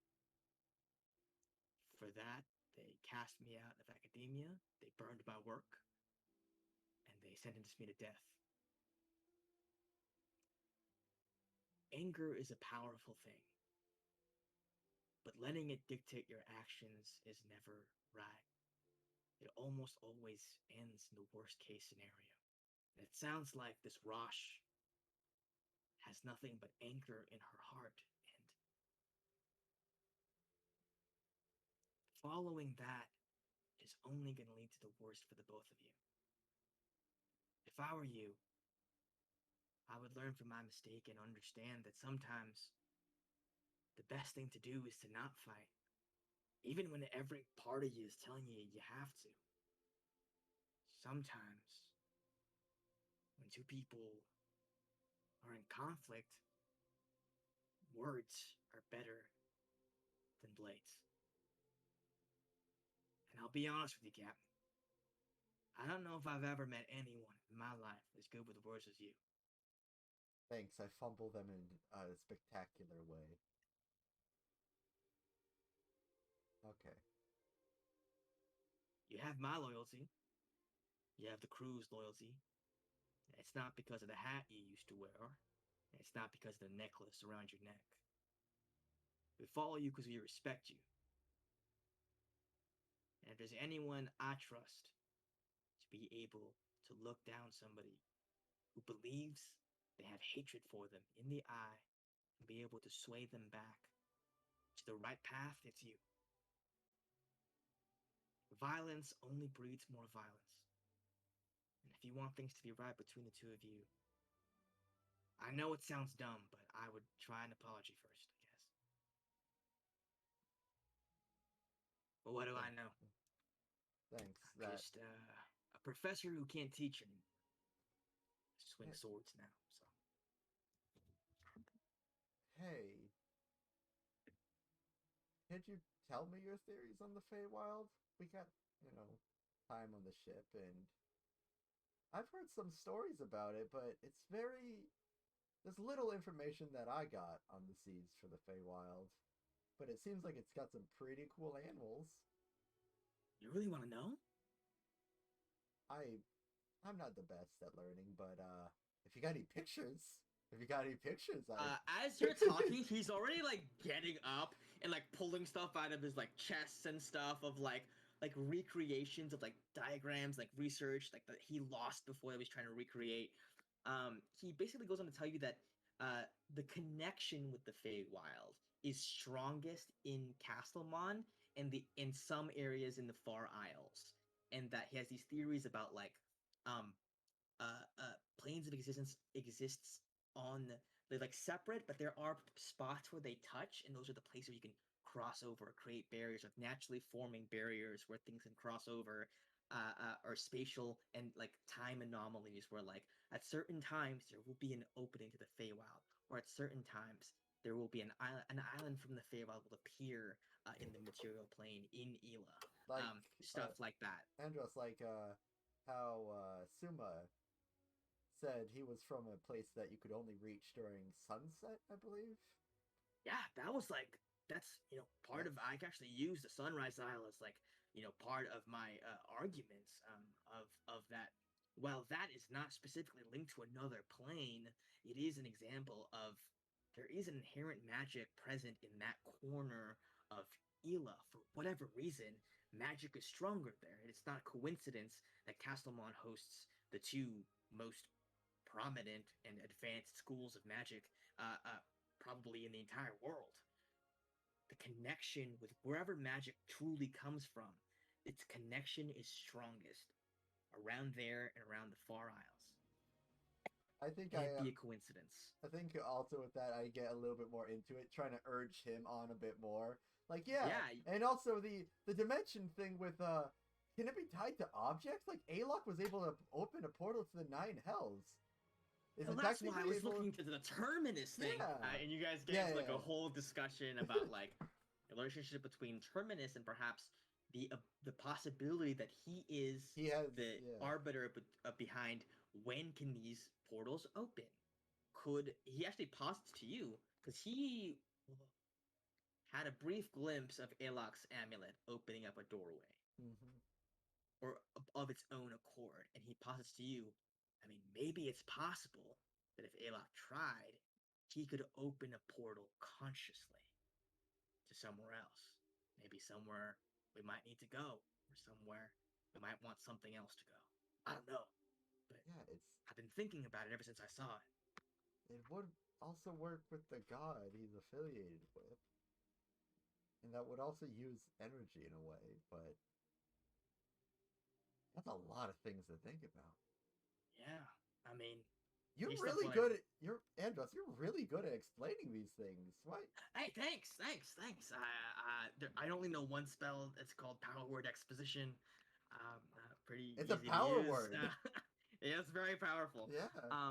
Yeah, and he says after like that little bit, he kind of trails off and he says, "I guess my only caution against that is, from what I know about Terminus, I wonder if opening one door opens another, or perhaps closes another. I don't really know how that works in terms of balance, but Oh yeah, he's a god of I'd bring it balance. up to Darn him it. if you wanted to. I'd bring it up to him. Yeah, maybe later on today or something. Like, you can explain these things so much better, and Locke's sort of a learned fellow. I think he'd be able to catch on a lot. Honestly, you should probably just hold a seminar. Like, one day on the ship when we're not running for our lives, hold a small seminar, see who shows up. I think that more people than not would show up, honestly. People wouldn't. You really think people would show up for that? Okay, so let's think. We got Suma. We got Simon. We have Alok. Those three are guarantees. And then I I feel like some people, I don't know, there's just something about you when I've pitched this to No. Cannoneers B, and they didn't seem receptive. to who? Cannoneers B? No, I'm just fucking with you. B? Cannoneers B. Oh, I thought you said Canyons. Yeah, well, I mean, they're Cannoneers. They don't care too much about the magical. They're more on the physical. But, I think you could, at the very least, have people listen to you. You want to know a little tip with how words can work well for you? Yeah, Say it- definitely. Say it like you care, which you obviously do. If you see someone on a podium talking emphatically about anything, people tend to listen. It doesn't have to be trite, true, or smart. Letting you know that right now. If you are talking with something in your chest, something that you believe in, people will hear that. They may not accept it, they might not get with that, but you open the door so they can enter.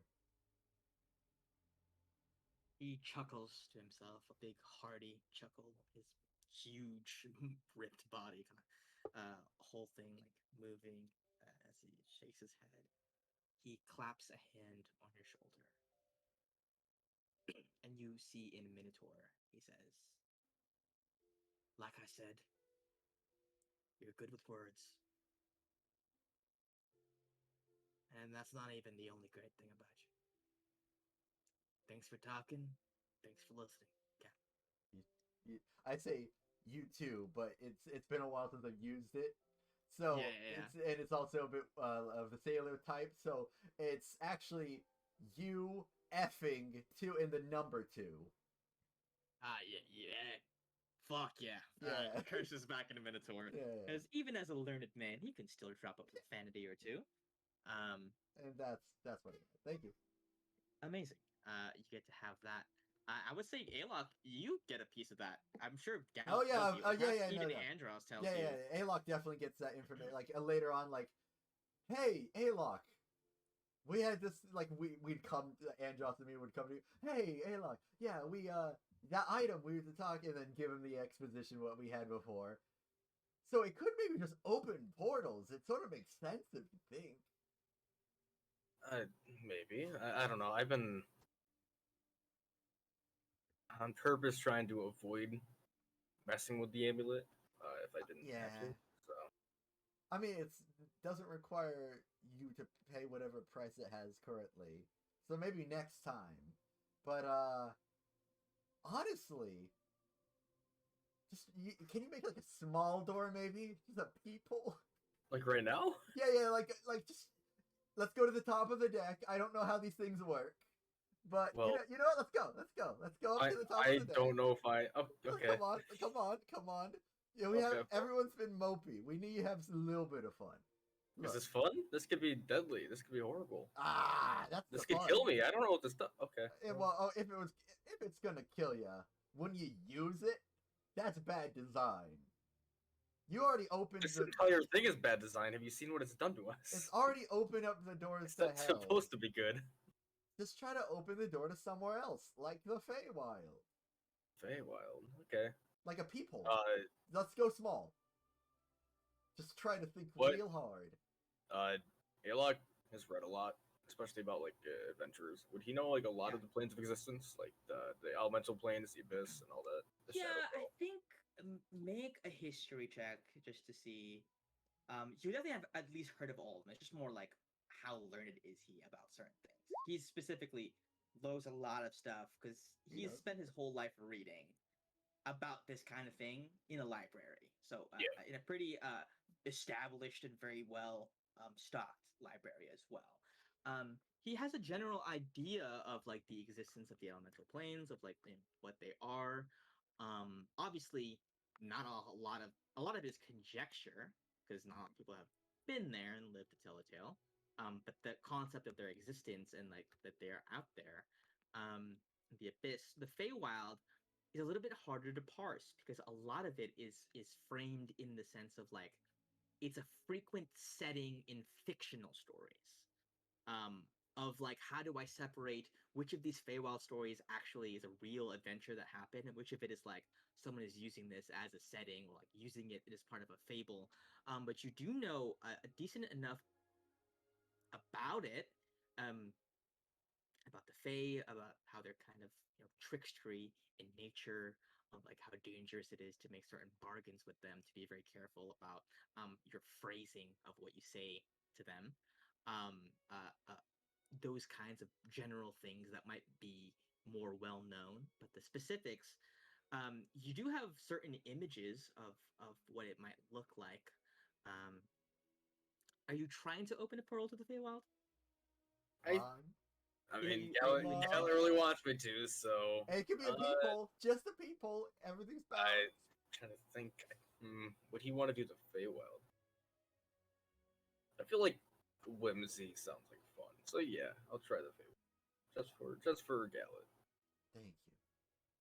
You hold out your amulet. There's no manual that comes with it. You hold it Yep. out, and it appears to respond to your um, desire to open a doorway.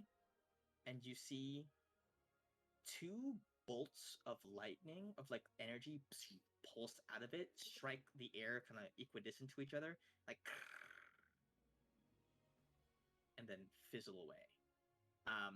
You do see that it briefly turns in the green of your amulet, that energy, to briefly turning like the shade of magenta, but it almost seems as if you see actually as Andros examines it, he says, maybe we're a bit too far away from where it would be a good place to do that. But I think seeing that, it seems like it's not possible.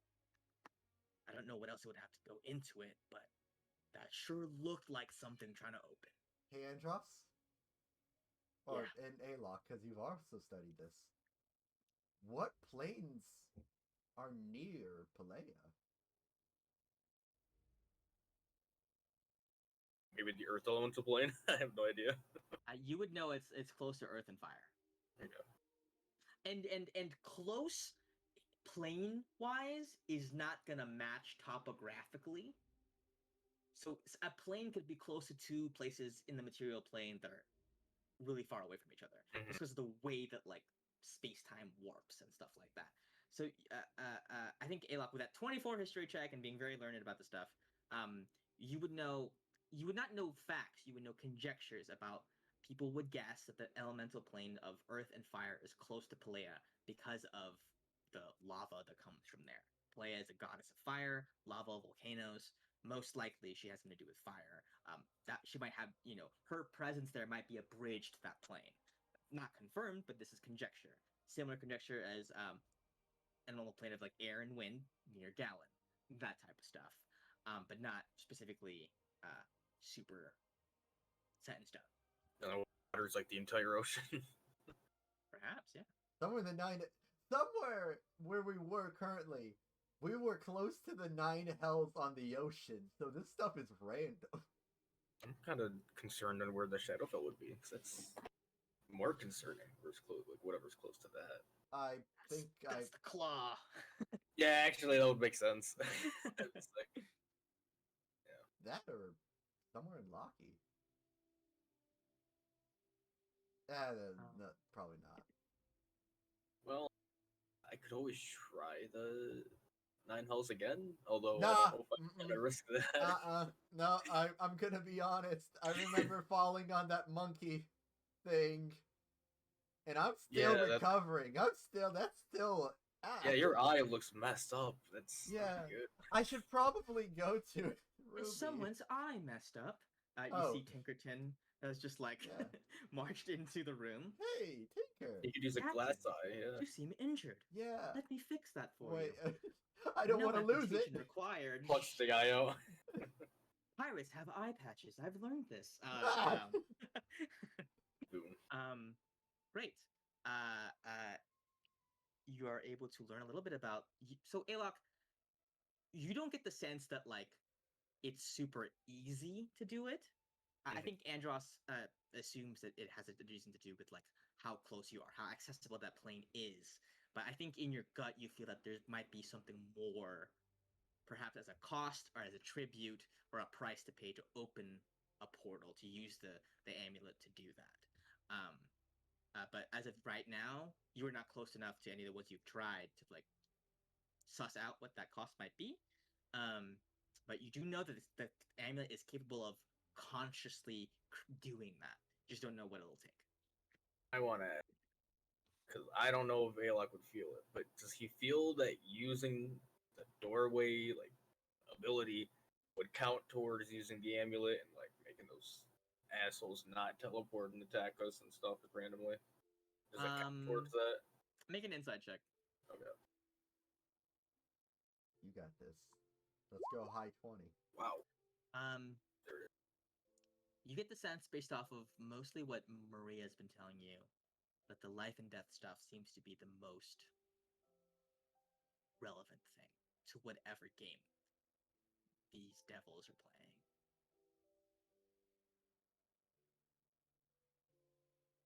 Because they were specifically talking about, although that devil did say something along the lines of he kind of almost goaded you into closing the portal. So perhaps there is an element of maybe they are okay with you doing that. Like it's not, they don't mind it, which you could take as a good thing or a bad thing. One more thing then. After these two interactions, Gallet has felt like he actually has a little bit more of an idea of where things are headed. He's not going to be morose for the rest of the trip. And I just wanted to run one scene with everyone. Basically, it's very early in the morning. People like Ruby's walking in to get breakfast. Suma's getting ready to get breakfast, all of that. And there's a small huddle around one table. And there's a lot of gold. All right.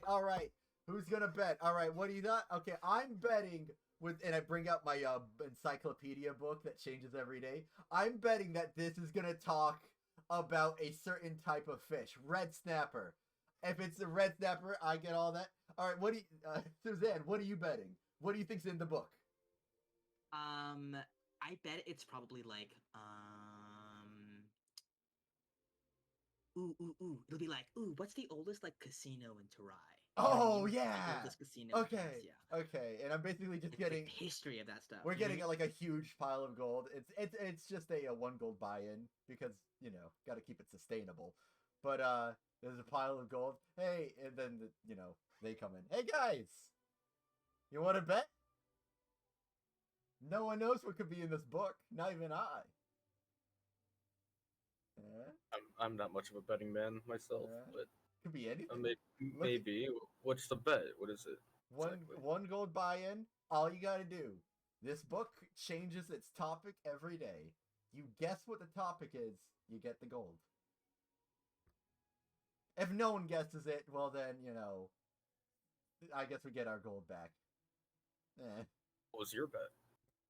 1 gold, red snapper.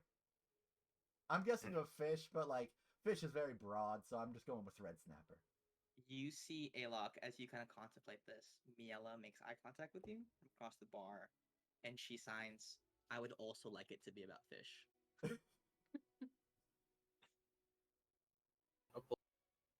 Alright. My guess is it's just the redfish that we caught. Oh, First okay. bet. Oh, that's That was simply called redfish.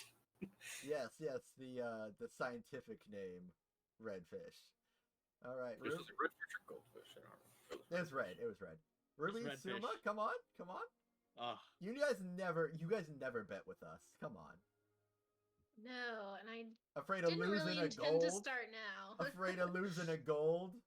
I try to. Suma, I I don't bet either, but I mean, it's one. It's 1 gold, I know. And you could win all this. oh, rich now.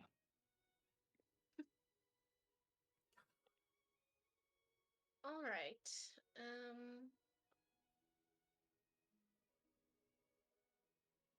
I'll bet that it's one of those 6 legendary ships, but not one we've met yet. Oh, that's very highly specific. It would be useful if we got it. Man, You're not gonna get yours. Ruby, what? Absolutely not. Ruby, what about you? Come on. So early, I haven't even gotten my food yet. Go. Can I just say it's about food? You're gonna have to If I be say a that, little will you bit. let me Nah, go? you gotta be more specific. You gotta. Any particular cuisine? Yeah. maybe fish. We're really putting our money in the fish pile, aren't we? Feeling good about it. Wait, what's okay? The book is about Anything. anything. Anything. Everything. Anything and everything. Just one thing at a time. As far as I know, it's changed every day. Yesterday it was talking about how to make bed sheets. And the whole book was on how to make a bed sheet. Did you write that down, by the way? Because I'd really like to know. Oh no, it disappeared. To make it as in like weaving, or to make it as in like Literally every. looking nice. Did you see this big book? Every variation of bedsheet, the cultures associated with, how to use the material, it went in there, and I just got. want to know how to fold a fitted bed sheet. That's all. Well, it's gone now. Oh my You had to go to page 500 for that. Yeah, I'm. Even this book does not possess that Yeah. kind of secret. You'll have to. Honestly, see the That's weird. too advanced. The weird thing is that was actually in a language that I think it was Celestial. That particular page. It No should be one in knows, common. like, So weird. God's out here. that lady who ran the bed and breakfast in Nazaire. It's gonna be about her. She would know. Oh, yeah, She probably did. She probably did. She would know. All right, come on, Ruby. Okay, let's just say it's about plant. Is that specific enough? No, you need a specific plant. Come on. A specific plant? How about a poisonous plant?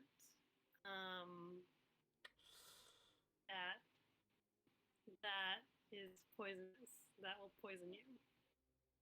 Oh, Maybe. okay. I'll allow it due to yeah. Okay, we'll It allow doesn't matter. it. I get wrong, so Yeah. It's gonna be a fish. Okay. All right, everyone, move So- back. Everybody pick a number. Okay, so 1 to 25, 26 to 50, 51 to 75, 76. That, Yeah. splitting in 100 by 4, pick a quadrant. 26 through 50. Okay? 51 First to one. 75. Viv, you said the first one? Hmm? The first quadrant? And so that leaves, By 25. Wait, what am I? Am I 75 to 100? you're or 76 to 100, yeah. 76. Okay. Go ahead and roll a D100. See who gets the closest. Oh, I'm gonna get it. You guys are gonna be so jealous when I get it. I'm already jealous. Darn it! 91. I told you I was feeling it. Okay. Hey, look, you said you wanted to be about fish. It was specifically the red Redfish. Redfish. called the redfish. It's not gonna be, the whole book is not gonna be, well, here's every fact about the redfish, but it does like local sea life around Lucky, of which redfish is prominently featured. Is Red Red Snapper in there? Is Red Yeah, Snapper in there? It actually, in a incredible twist of fate, you read on, and as you pour through this text, you discover a secret that perhaps had been hiding in sight all along, or perhaps you were never meant to know. But as you read on, you see a paragraph under the redfish that says, No. Snappers. in academic sources, the redfish is referred to as the red snapper. No. Oh, However, This changes everything. redfish is the name most commonly given, as it has been colloquially spread through slang popularized by sailors and pirates who are no good at naming things. From an etymological perspective, redfish is more accurate because it was given first, as it was the fishermen who found these fish at the onset, and the scholar studied it later. So they refer to the same fish, but redfish was the first given name. And Put it in my notes. fish. All capital letters, bolded out. Never gonna miss that fact again. wow. Yep. This changes Does everything. it Yeah. say anything about the fish eating a poisonous plant or being somehow That is found not- by the That pirates is not the that focus we have not of encountered the. yet? The fish mostly just eat like small little particles in and around Lucky. It also talks extensively about like whales are very common around Lucky. The breaching of whales and whale watching Yeah. is a popular pastime around Attaport. There is a yearly festival called the Great Breach, in Yeah. which people gather at the pier to watch the whales breach far off the shores. How many months away is that? Attaport. 5. All right, we'll compute Yeah. that for that. We have That to. thing that I made up just now? Yeah. 5 months away. Well, actually, I would say it would likely be in the summer. So let me just double check that would track. That's like that's really far away then. 'Cause we Oh, just that's it, like a it year would from be. now. It would be roughly 5 months from now. That is accurate. Yo, let's go. It would happen in Nautila, the sailor's moon. All right. The whales being the sailors of fish. A So, fish. You know? Yeah. Yeah, you know, the sailors of fish, known as whales. Roll Gallet, with it. are we Let's split it in sharing half. now? Yeah, let's split it. Yeah. split it. How much was the This is- pool? I don't know. Oh. Chino, decide. You guys split. You split it 60-40. 60 going to Alok, 40 going to Gallet, because He it is more accurate. etymologically correct. Etymologically speaking, redfish came first. But it is split relatively even. I think Alien would split it 50-50. He'd feel like that's cheap. How He much? probably would. Was it like 10 each, or like how? I know it should be probably a low amount of gold, but like how much? Yeah, let's say a total of 10 gold was placed down.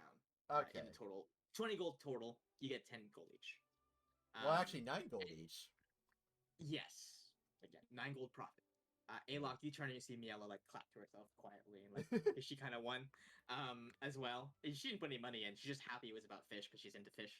Oh, that's a good point. She's the reason I went with fish. I guess I'll give her 5 then. Aww. I wouldn't have gone fish on her. Did he stealth while doing it? The whole You crew see- is here. Did I what? Did you stealth while doing it? Sleight of hand? Well, I feel like Alok would think it was cheating that someone else told him to put that in, so he would want to hide it because he doesn't want to You get better, caught. you better roll. You were all here. Well, he doesn't have to do it right here. He can do it later. That's true. Oh, That's later. Later. Whoa. Bow, you're wow, able wow. to later. As she's like washing dishes, you like slip her the 5 gold, and she kind of smiles, and she kind of like, oh, just like that's like the first time. And I don't know if you remember, but when you first gave her that gold coin, she did a magic trick with it. She like made it like disappear, and she does the same thing with like the 5 gold pieces, but 5 is a little too much for her. She like drops one on accident, and she quickly grabs it and like puts it in her pocket. Did she do like an ear trick or something? I don't know. She did something with it. She did like a magic trick with it, but she got fucks it up. This like with 5 is a lot. Hey, man, I It's can have small some hand. change. Yeah, sure, yeah. Gold starts pouring out of my ear. Yeah. Jeez. It's 10:42. There is a couple more things I wanted to run, but I gotta run to the bathroom. So if there's any last minute things you guys want to do on the ship, things you want to, no one's talked to Rel in a while. If you guys want to do that, Yeah. I am gonna use the bathroom real Ah. fast, or Olivia. Don't talk to Olivia all day. It's fine. So you guys decide on that. BRB. We're killing better, right? Mm, They were killing her. We're, Rel, we're right? just snapping the neck. we're- We're killing? Yeah. I think we're killing everyone, right? I mean, that was the Oh my plan, God. the ostensible plan. Can't back out now. Look, I have the When weapon. did when did we agree to this? Oh, you weren't there, but you agreed to it. Don't worry. Yeah, it was sort of like a whole democratic process, you know. Everyone on the ship agreed to it, actually. It's crazy. Wow, I didn't know our crew was so bloodthirsty. Or They just devious. want to die. They Fire. can't die. Yeah. So we only made one locket for them to like leave the ship. So we could take somebody with us. Oh, that's true. Experiment with that. Who should we take? Yeah, who should we bring? I'm gonna vote for my man Andros because he already has like information on, like I want to test out that necklace and he's gonna have the most information that's pertinent. And I also, think he's that just makes a too bit- much sense for us. I think we need to bring someone random and Oh, okay, never even talked to. gotcha. Tinker, New NPC. Chaz. take your time. No, yeah, like Shaz, like someone like just completely new. Oh, like so, like that's. Oh yeah, no, let's go screw with him. Yeah, I'm okay. Let's screw with him. Should it be Shazalula? Oh, Shaz- We want Someone to who said- the wall Lula because we know nothing about her. Yeah, okay, Yes, we know okay. nothing about We're gonna get her. We're gonna get her. Can't do the one that we said that we're gonna talk to on the last session. We need who was that one? Is that Shaz? Is that Lula? I think we talked to Oh, Shaz. he's back. He's back. He's back. Okay. We'll play it out. We'll play it out. Don't say it, but it's gonna happen. What's going on? Hey, buddy, Hey. welcome back. What's happening? Nothing. Oh, hey. Nothing. I hear mischief in the air. Is that Gee. Not Yeah, me. yeah. Oh no. No, I don't think I like did. Oh God, she's here. Um, No. Alright. yeah. So what do we want to get up to before we close things out? Nah, we're good. Let's close things out.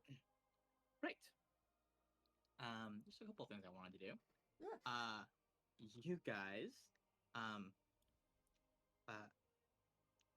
on the last couple of days of the voyage, you all are able to quickly tell that on the way to Tora, you will be running headfirst into a storm. You can see the storm clouds from far out, and seasoned sailors, just those on the Reaper, and you as well, Gallant, and I think you, Ruby, from a certain tingle like in your soul, can feel like Priscilla summoning a storm Yeah. in the area you're about to sail into. Um, are there any preparations you guys would like to do ahead of the storm? Just a little thing. Batten down the hatches. I don't actually know what that means, to be honest. The hatches must be battened down. Okay, so you successfully batten down the hatches, whatever that means. Yes. Ruby, you're not. You. I guess you passed a death save. So Yay. congrats. Thank you. Yeah. So I think you all brace yourself for the storm. You all make your way out onto the deck because this is to successfully manage a storm, you need to kind of have all hands on deck, making sure in preparation of it. Yeah. Does Ophelia look healthy? She looks like she's getting better and better and better. She looks Is it safe for me bigger. to take her out of the aquarium every now and then, or is that like she needs to be in there? Period. You get the sense that she's not awake yet, but that it's not gonna kill her to take her out. Oh, she's not awake yet. Still okay. Yeah. Okay, then I'll leave her in. Cool. Ahead of you, as night begins to fall on, this is 2 nights before you are due to arrive in Tora. Already in the distance all day, you've been able to see the faraway peak of Mount Pelea in the distance. You can't even see the land yet, but Mount Pelea is just such a huge, towering structure, almost dizzying to think of how high it must be, that you could see it from 2 days out at sea. you look up as the storm clouds begin to darken above you. Rain begins to fall. The wind begins to howl. As the storm begins to whip into full strength, you see the waves begin to get stronger and stronger. The faraway sounds of thunder get deeper, closer.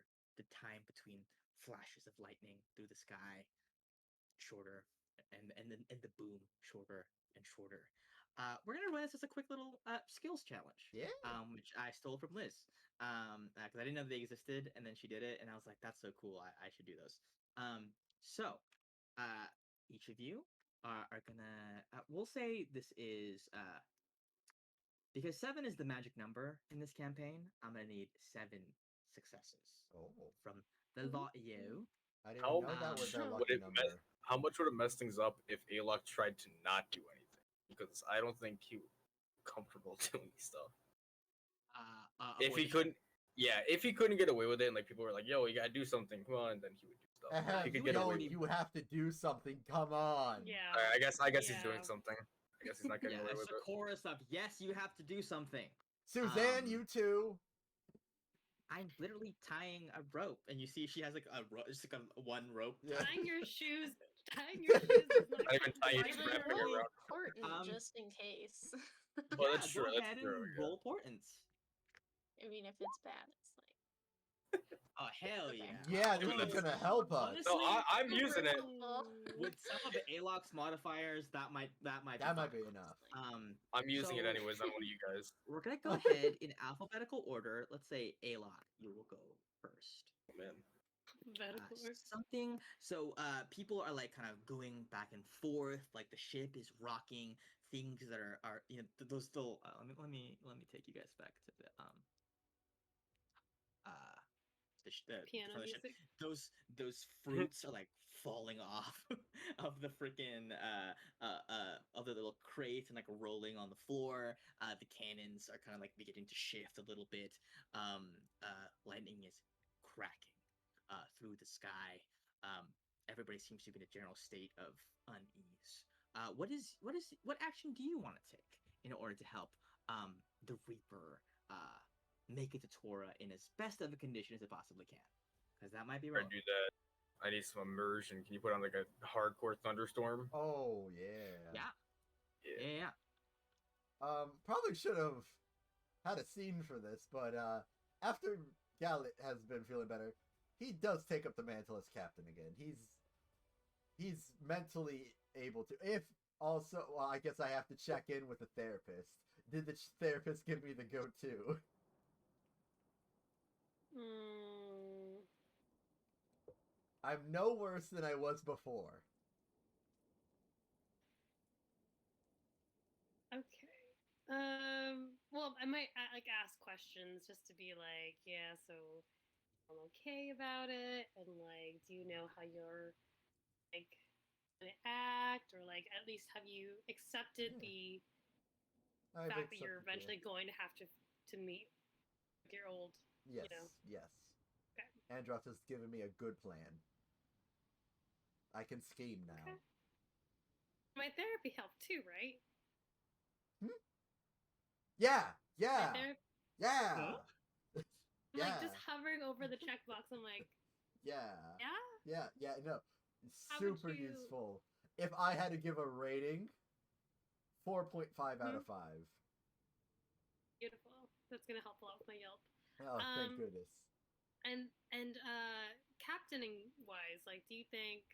I'm the same skill level as good. before. Same Oh skill no, for level. me, for me. Oh, for you? Yeah, Just like you, while you're you while handled you're that. under oath. You handled that extremely well. You were the right choice. Yeah. Yes. That you. Yeah. There should be no confusion there. You handled it perfectly. Yeah, I was a little nervous, but you know, Yeah, yeah. it was good.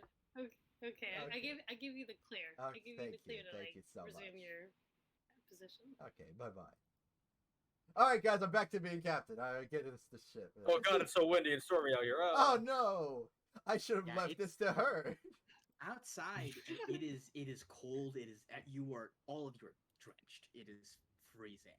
Although Gallet, you don't feel as affected Yeah, I'm by pretty this good. anymore. You are no longer quite as affected by cold as you normally Yeah, would be I'd be for resistant some to reason. some colds. You do Doesn't be bother him resistant to cold now.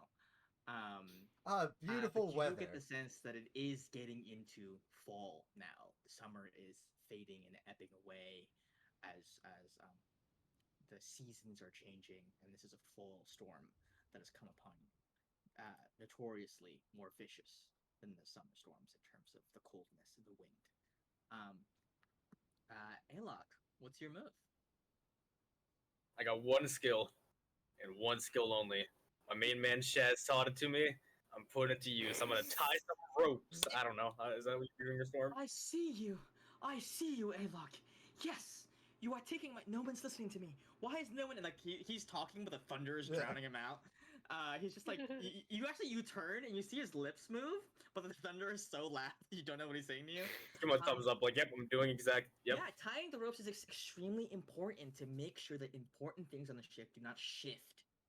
In the course of that, these heavy cannons, if they were to come loose, if your knot is shitty, it could roll and like it horrifically injure somebody if it like landed on them, like rammed into them as they were running across deck. So go ahead and give me a sleight of hand check. Yo. Yeah. You are Wow. Thank you, everything- Shaz. My man. Things are tight as fuck. Everything you know exactly what knots to do to like secure the heavy stuff, keep them from like rolling in any. Because you have to do like a double duty of like making sure they stay tight. That is one success. Flying Uh, Dutchman and SpongeBob just doing all the different knots and Exactly. showing off. Exactly. You're good. You're good. Gallet, go ahead and you. What would you like to do? What skill would you like to use? I'm steering the ship, so whatever associated. I actually think isn't there a proficiency for boats? I don't have it. But I would say by now you probably would have it. okay, well then whatever the boat, it's probably Uh, proficiency plus strength or It's like- dexterity. I think it's like water vehicles. Yeah, water vehicle proficiency. Let me just make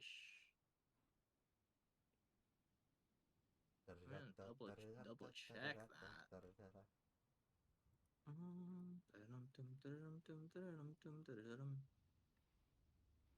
I think it's just proficiency bonus. I will let you add. I will let you add dexterity. Okay. Because I think in this case, it is how fast you can turn and react Yeah. to like huge waves rocking into the ship and keeping it on course, as waves are slamming into the side of the ship. So we added proficiency and dexterity. Boat check. Nice boat check. Boat check is incredible. You watch as sea spray splashes across the decks, drenching people. Your hair pasted to the side of your face from the water. But your eyes are steady, peering into the darkness through which you can't see. But you are so in tune with the Reaper that as soon as a wave rocks it, you are able to quickly make the adjustments needed to stay on course and not be dragged off like super hella far out off your trajectory in the course of the storm. Hell yeah, that is 2 successes. That is the first Next up- correct thing I've done on a boat. I'm so psyched. Hell yeah, look at you. Yeah. Next would be Ruby. What would you like to do? Don't know exactly what a history check or persuasion check. Maybe I could like persuasion as in like morale, like just like yeah guys. Yeah, absolutely. You can. You Yeah, got so this. your crew is working double time to keep things in order to properly man the vessel and respond to the orders that are being shouted across this like heavy rainfall spattering onto the deck, the thunder booming, pirates yelling everywhere. A clear, strong voice to make sure everybody's doing what they need to do. Sounds like something a first mate might be doing. So go ahead and roll me a persuasion check. There is 17? You guys are knocking this out of the park. Yeah, you keep it steady. You're like marching, like the rhythm of your armored boots clumping on the deck is almost like the heartbeat driving the crew to do what they need to do, and your orders are being followed and executed upon perfectly, as you have gained a sense of respect on the ship as the first mate, having upped your therapy time as of late. Um, hell yeah! Going back now to Suma. Suma, what are you be trying to do? A spell could work as well, I suppose. Um, Yeah, I'm thinking perhaps maybe at some point there's like a moment where some of the crew members are like climbing the mast to like do something with the sails or climbing the nets or something, absolutely, and they like get absolutely. tossed off, and I'll cast Featherfall on them to make sure they don't fall into the gosh darn ocean. Absolutely, yeah. You guys, in the same moment when the wave rocks the ship and Gallup pivots the wheel, people are flung from the top mast. You see Shaz Uh-oh. falling, and he locks eyes with you. And for a moment, time stop, and he says, "Please, I yearn to be relevant." And with your reaction, you quickly cast Featherfall, Worth it. and he's with grace. He's like, "Is this what it feels like to be useful?" As you are able to reduce, because the morale loss and like the amount it would shake people to watch their crewmates be thrown from the ship. Your quick thinking to cast Featherfall keeps morale strong and prevents you from losing very valuable hands that are currently on deck. Uh, hell yeah. Alok, what you got for me? You only get 3 more. What I have for you. Oh boy, I don't know. I've exhausted all of my skills. I only Telling tie us. knots. I'm like Shaq. That's all I know. Sneak attack. Yeah, that's what I'll do. I'll attack something.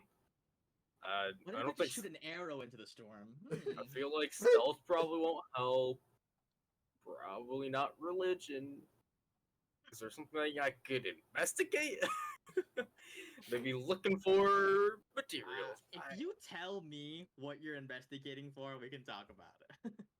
What are you I don't know. investigating? If anyone's like, yo, I need this material so I can do this thing, or I need like go Ooh. find this specific rope or this specific. I don't. Sure. So what it sounds to me like is that you could be like a runner. So I'm Yeah. gonna say you were able to activate your sash, Oh, be able to Jesus Christ. zip around the ship I'm with agility and speed. And give me an investigation check to kind of like look for the materials that people need to like, oh, a 15 is gonna do it. A 15 is gonna do it. So as in concert with Ruby, who is kind of like this intermediary, like watching over the crew, you like zip back and forth between her to be like, okay, what do people need? Where is help most needed? And you can like quickly, find stuff that people need. It's like, oh, okay, that crate is loose. All right, I know where to find that. You were able to kind of like be this go between that's like going around the ship, being the fastest aboard, in order to help out that way. Fuck yeah, that is 4 successes. Back down to Gallet again. Okay, It's not 1, 2, 3, 4, 5. I'm gonna say that. Okay, at this moment, there's a moment. Who is an NPC that is near me? Hear you? Yes, Wait, that's 5, right? It's 5 successes. I think so. Mhm. Gallet, Yeah. you turn.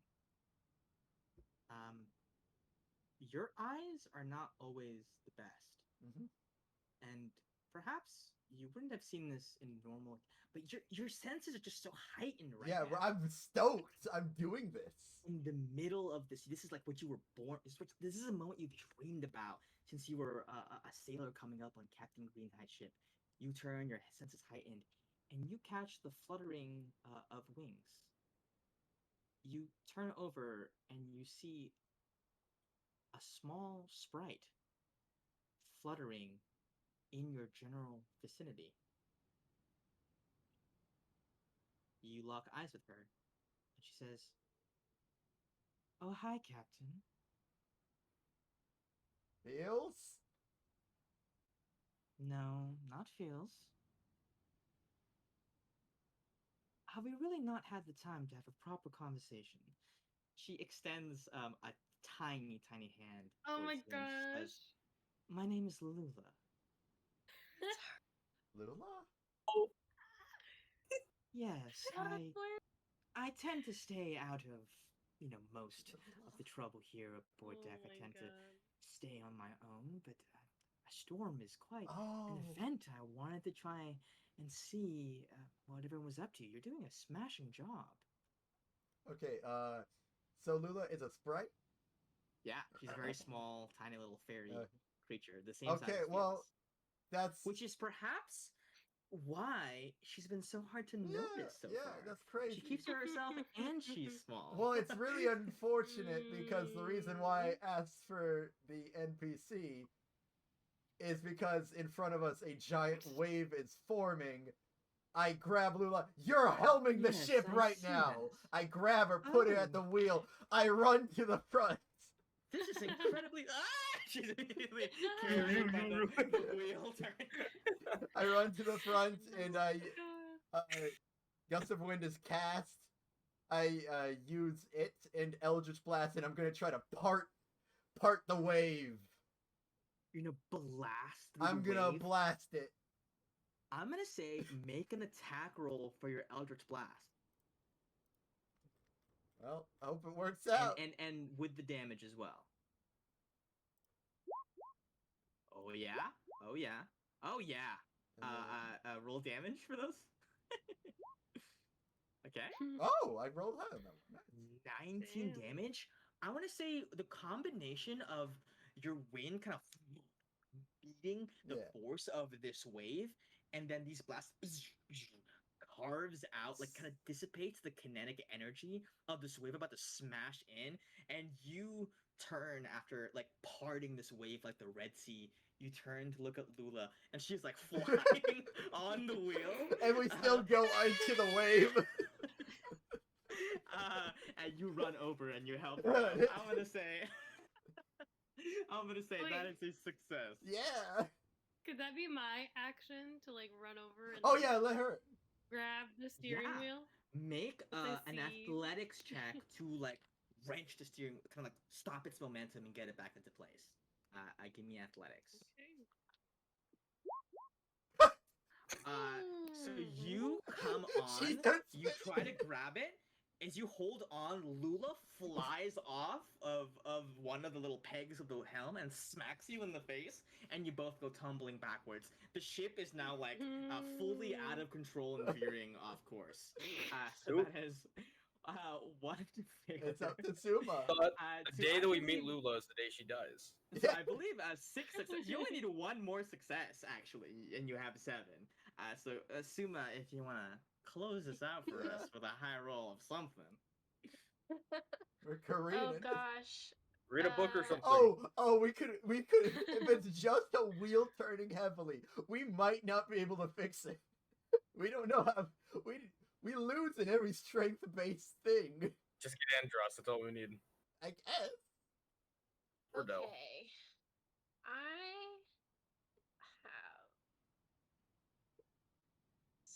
I have dumb idea. Please just finish this off. Don't make it come back to me. I Please. smell shenanigans and I love it.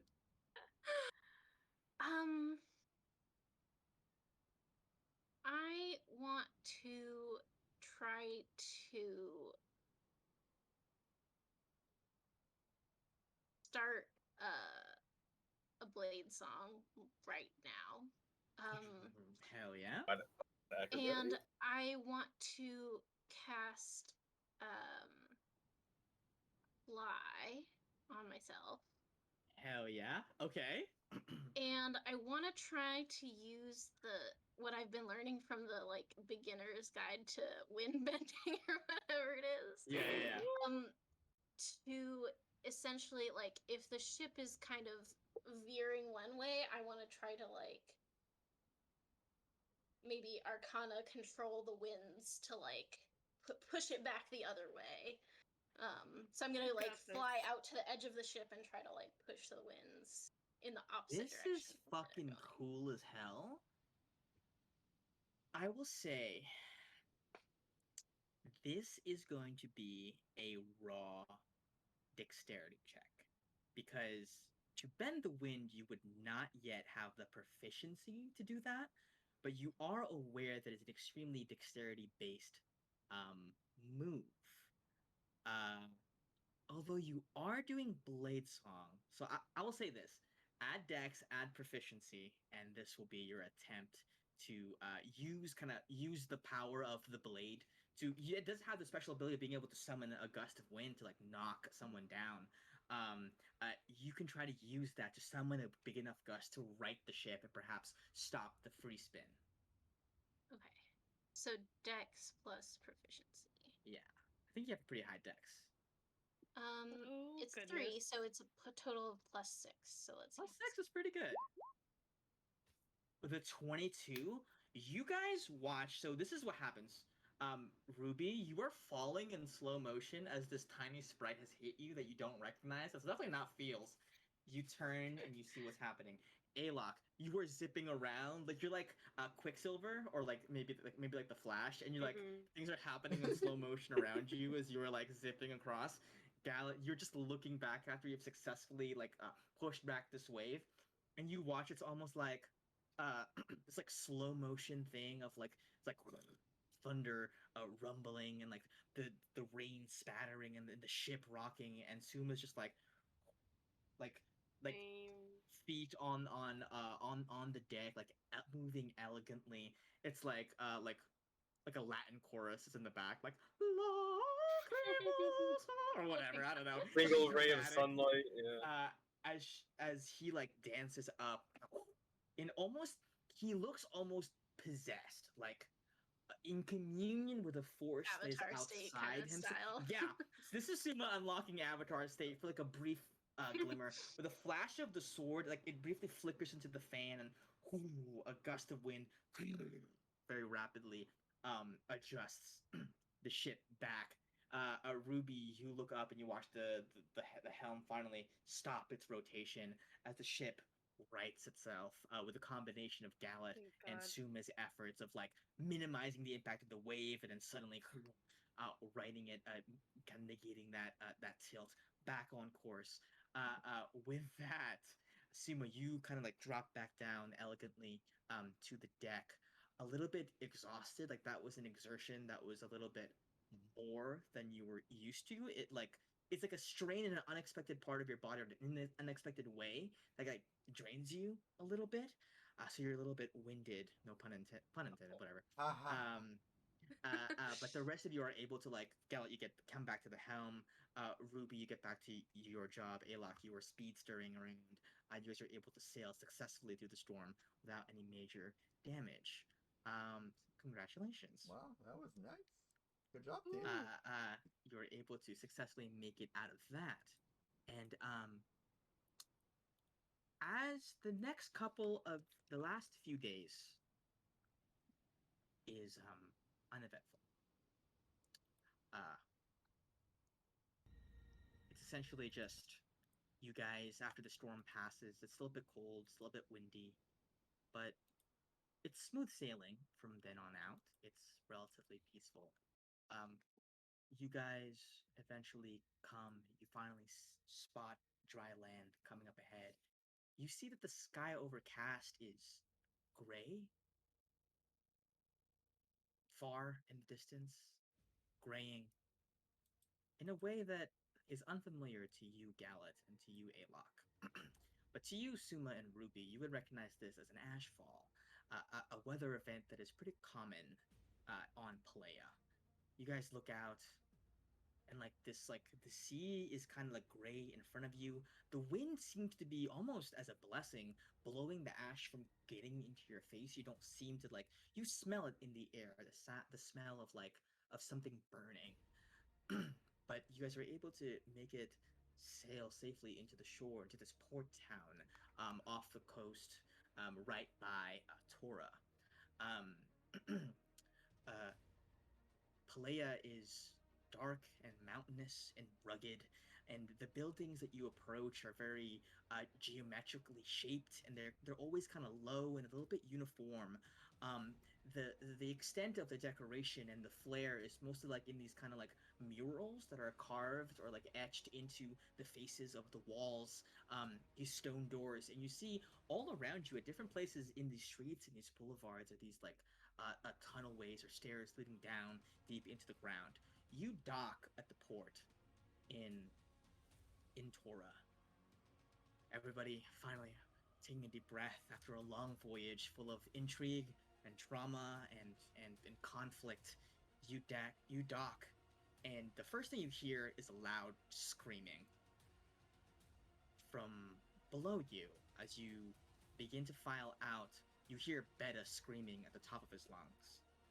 You all rush down to see what's going on. You fling open his door, and you watch as Beta kneels on the ground, and a symbol is burning itself onto his forehead. A symbol vaguely reminiscent of a circle with the peak of Mount Pelea rising up into it. He screams and he screams, and finally, it ends in this ashen tattoo upon his forehead. His eyes rolled back, finally settled back into their normal places. And you hear a distended voice from somewhere say, Beta Brass Hand, you have been chosen. Welcome home. And that is where we're going to end our session. I think it was a fun one. Yeah. After 2 weeks out. I look greatly forward to the next one. Yeah, we got into a lot of lore, and then we still got a lot of like really wholesome role playing in there, and I'm really excited about that. Yeah. Damn it. Feels like this means I'm gonna have to deal with Meta some more. Yeah. Oh. Necessarily. Damn it. Unfortunate. You should have seen what I had planned if you guys had sacrificed him. That would be pretty. Not yet. I don't think any of us. Not I don't think any of us would have yet. picked that route. Though. I think it is yet. He could still die. He could still die, but it would have been worse if like Well, you guys know that you directly were like, yeah, no, you can go die, dude, and then saw the consequences of what happened after that. But yeah, thanks for bearing with me. This was a very split up session Yeah. of like people in their own parts doing their own thing. I think everyone did a really great job of like waiting their turn and like watching and listening in to what other people were doing. But we got a lot of lore stuff established that I think will be critical moving forward into exploring what Pelea and the Underdark have to offer. I know for sure Elizabeth's conspiracy theory board is about to like balloon out It into literally infinity. could not. I think I would have to do an entirely new one because the amount of things that have been added to it at this point are just. I'm not going to do that, but I would have to. Yeah. Also, I'm so Um, conflicted because like there's so many things that like I want to tell you guys about, but I don't want to like be too like spotlighty, so I like don't want to. I need information. We're in Pelea. This is your spotlight. I need. yeah, come on. This is we need you in the spotlight. We're gonna be clueless the whole Yeah. time. And also, just putting this out there. It's not like hogging the spotlight to give us information that we honestly see. Like, like you shouldn't feel bad. Like, hey guys, I've been holding back on it. I've been asking for a dead body. Like, that's relatively on the high meter of things probably we need to know. Yes, I know it is. I know. I mean, Gal and I are like Americans going to Europe for the first time. Like, we Yeah. have no idea what we're gonna do. I don't We need both Ruby and. Do I pay tips at the restaurants? yeah. And I think Apparently not. by design, I intentionally placed elements. Like I could have had Alok's amulet activate that thing at any point. I could have had the thing with Maria happen at any point, but I placed it here because I was like, well, I want it to not just feel like, oh, this is Ruby and Suma's thing for the entire time. That's why people like Rosh shows up, and there's still more Calypso stuff happening, and there's still more Amulet stuff happening. So even if ostensibly we're in this place where these backstories happened, like a lot of them are based around, there's still stuff coming up. Like we spent a lot of time on the Rosh thing and Gal's response to it. We spent a whole 2 combats basically on Yep. Alok's backstory coming up to be like, hey, was so this is gonna be a thing a lot. So don't worry about. I think that it is not on you to not spotlight it. I think I do my best to always find a way to get other people's backgrounds in there, even when it's not geographically maybe that spot. Well, and I Uh, trust you to do a very good job of that because you always do with yeah, for like sure. balancing everyone's stories. So yeah, it's not worried about that. I'm just like, You're Don't- good. Yeah. I was honestly waiting for it. I was like, I need to know. I know Sigma's got some stuff to say with that last name and another shard being found. I'm like, I Yeah. gotta know what he's thinking. Well, and also, I think he was very much expecting to um have to do the stuff with the choosing first before they like go to the Underdark, and so like wouldn't want to like do that part before we're gonna have to do other stuff first anyway. Not necessarily. Not Because- necessarily. Yeah. I think all of you Yeah. assume you have to hang out with Beta. I don't think he's ever said that. He's just like, well, just get me there safely. Which That's you just have what he's been already. assuming. Ostensibly, you're Um, done. Don't worry. But we you know what they have, say when you assume? This is true. This is true. It's called a red snapper. Wait till you see how I it's drag. it's the redfish No, actually. it's a red snapper. Wait till you see how I end up Gonna fight dragging Ruby back to Copra and this whole thing. I'm excited. No. I got a good Yeah. excitement for the things Give that it are to coming me. up. Dead body, Ruby's parents. She said she'd be fine with fighting them, so that's more juicy. And it's not as much empathy there. I like that. And we can open doors now. I'm hyped for opening doors. Don't open. Let's open some doors, Alok. Not I first. knew Rosh is eventually gonna catch up to us. No, that's not. I'm not looking forward. Yeah, I said the I things had a I'm looking whole- forward to. Listen, hold up. I want to show you guys this, okay? Okay, hold on. Hold on. Hold door. Her sister was a witch. Oh my god. Oh, this is a whole different map. This is a whole different map because this would have been a battle with an aerial component. And so they wouldn't just be Oh. chilling on the ship for you to hit them. They'd been flying Oh my out to the gosh. sides above you. And I had a backup plan of like, what if they fall? I had this whole thing of like, hey, are you going to anchor the ship while you fight, or are you going to have to deal with the ship moving while you guys are fighting? Because if you fall, or if Sumo loses concentration on fly and the ship is still moving, that's a whole other issue of like, where does Suma end up while the ship is still moving in the 6 seconds, Mhm. And so I had this thing of like, if you anchored to fight, Olivia would have been like, I have a means of helping, and she would have helped these plants grow to create Ooh. platforms on the Ooh. water. It would have been like a lair action for That's her to like cool. lift one of these up Aw. higher into the air. That's sick. Cute. Air Um, actions. Or druid doing druid things. Are druid doing druid things? Maybe we sick. should. Maybe we should have fought them. Let's fight him right now. No, You were Turn the In the ship port. around. You're so It against was- it. it was a very fair call to be like, oh, I don't want to fight them. That's Yeah, totally yeah. fair. And I wanted to honor that. I didn't want to be like, oh, they're gonna fight you no matter what. It's just what is the consequences of them having more time now? Yeah. Of like, you could have dealt with this earlier, and it was just 3 of them. When you deal with this later, how many of them will there be? 2. One Will died. it be the whole maiden? really You know what I sad. mean? I think that's the kind of thing that it ends up being. And I get to plan a more elaborate battle with more flying enemies, and half of you can't fly. Well, So hopefully their little wing suits can't fit in the Underdark tunnels, so we can just stay down there forever.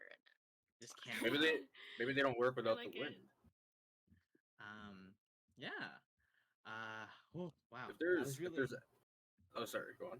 No, you go. No, I go. If there's a, there you go. No, Talon goes. Okay, okay. So what were you guys saying? If there's anything to take away from today, it's that I can never trust you after the red fish thing. That you just completely pulled a 180 on it. You know, I'm a master of plot twists. I hit a lot of plot twists in this one. Lula being a sprite, and that's why you guys haven't been noticing her. I think that one was my best so far. That one got me. That one actually got me. Yeah, that I'm one Like, was the- really jokes good. aside, that one I was was- not expecting that. I was so confused for the longest time because I was like, wait, Sprite? What? Feels Maybe no. I opened a portal to Calypso? Feywild. Like, No. For like 2 seconds, I was like, "Is that Aramis?" Aramis has been here the whole time. He's I like, thought No I one thought it else came from the says Feywild. no one else calls Gallic Captain quite like that, but she did. Man, Like, that one got me. I'm glad. I'm glad. Well, we might man. get you back for that, so. Maybe. I don't know. We're gonna I- kill her. Yeah. I smell shenanigans. I can't believe Imagine I the can't- magic dust you can get from killing her. Oh. I can't believe I didn't think of what if we just like sail a different route to like throw them off. I was like, it'd be real bullshit if I were like they found you anyway. It's like, you know what I mean? I was like, There's tracks in the that's such a good water. idea. They follow the tracks in the water. I was like, fuck, that's a really good idea. I can't, no, I gotta roll with that. So I was like, okay, we're gonna roll with that. And I think it cleared a lot of time for role play, which we've been doing a lot of Yeah. lately. I don't know if you felt, I mean, I said it explicitly, but like I felt a need to get this part of the story done with already because I feel like, I don't know if you guys feel this way, but to me it feels like at sea we're stuck in the same place and maybe it doesn't feel like we're progressing. And I didn't want to have that feeling of like, are we stagnating? Is like the story not going anywhere? So I was like, okay, we're just gonna, no matter what happens, by the end of this session, we're gonna be on land, ready to do the next part of the adventure. Makes sense. I think this was a good time. Yeah. Like I- the voyage was I- good, I- and now it is the time to be doing. It was very useful, even though there were times that were a bit more slow than usual. But I think it was, on my end, very useful in the fact that a lot of things we had to deal with character-wise, and this was a perfect. Right now, things aren't the best, but you have time.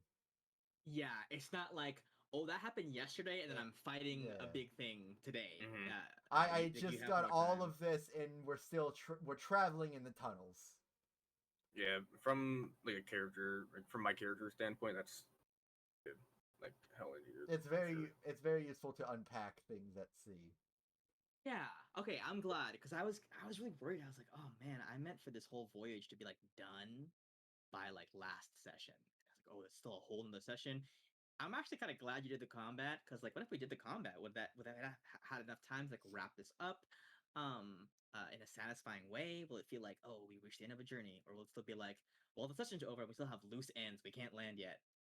So I think it worked out in a nice way that you guys dodged that combat. And I always want to. I know you guys always know you can run into the combat, and I want to make it clear that if you know it's coming, you can what's it called? Avoid it if you want to. And you guys wanted to. So You have there it is. shown us multiple times that we can do that. Yeah, yeah. I'm happy we found out the name of that drow already. That the old woman told us about. Finally got her Is name. it her?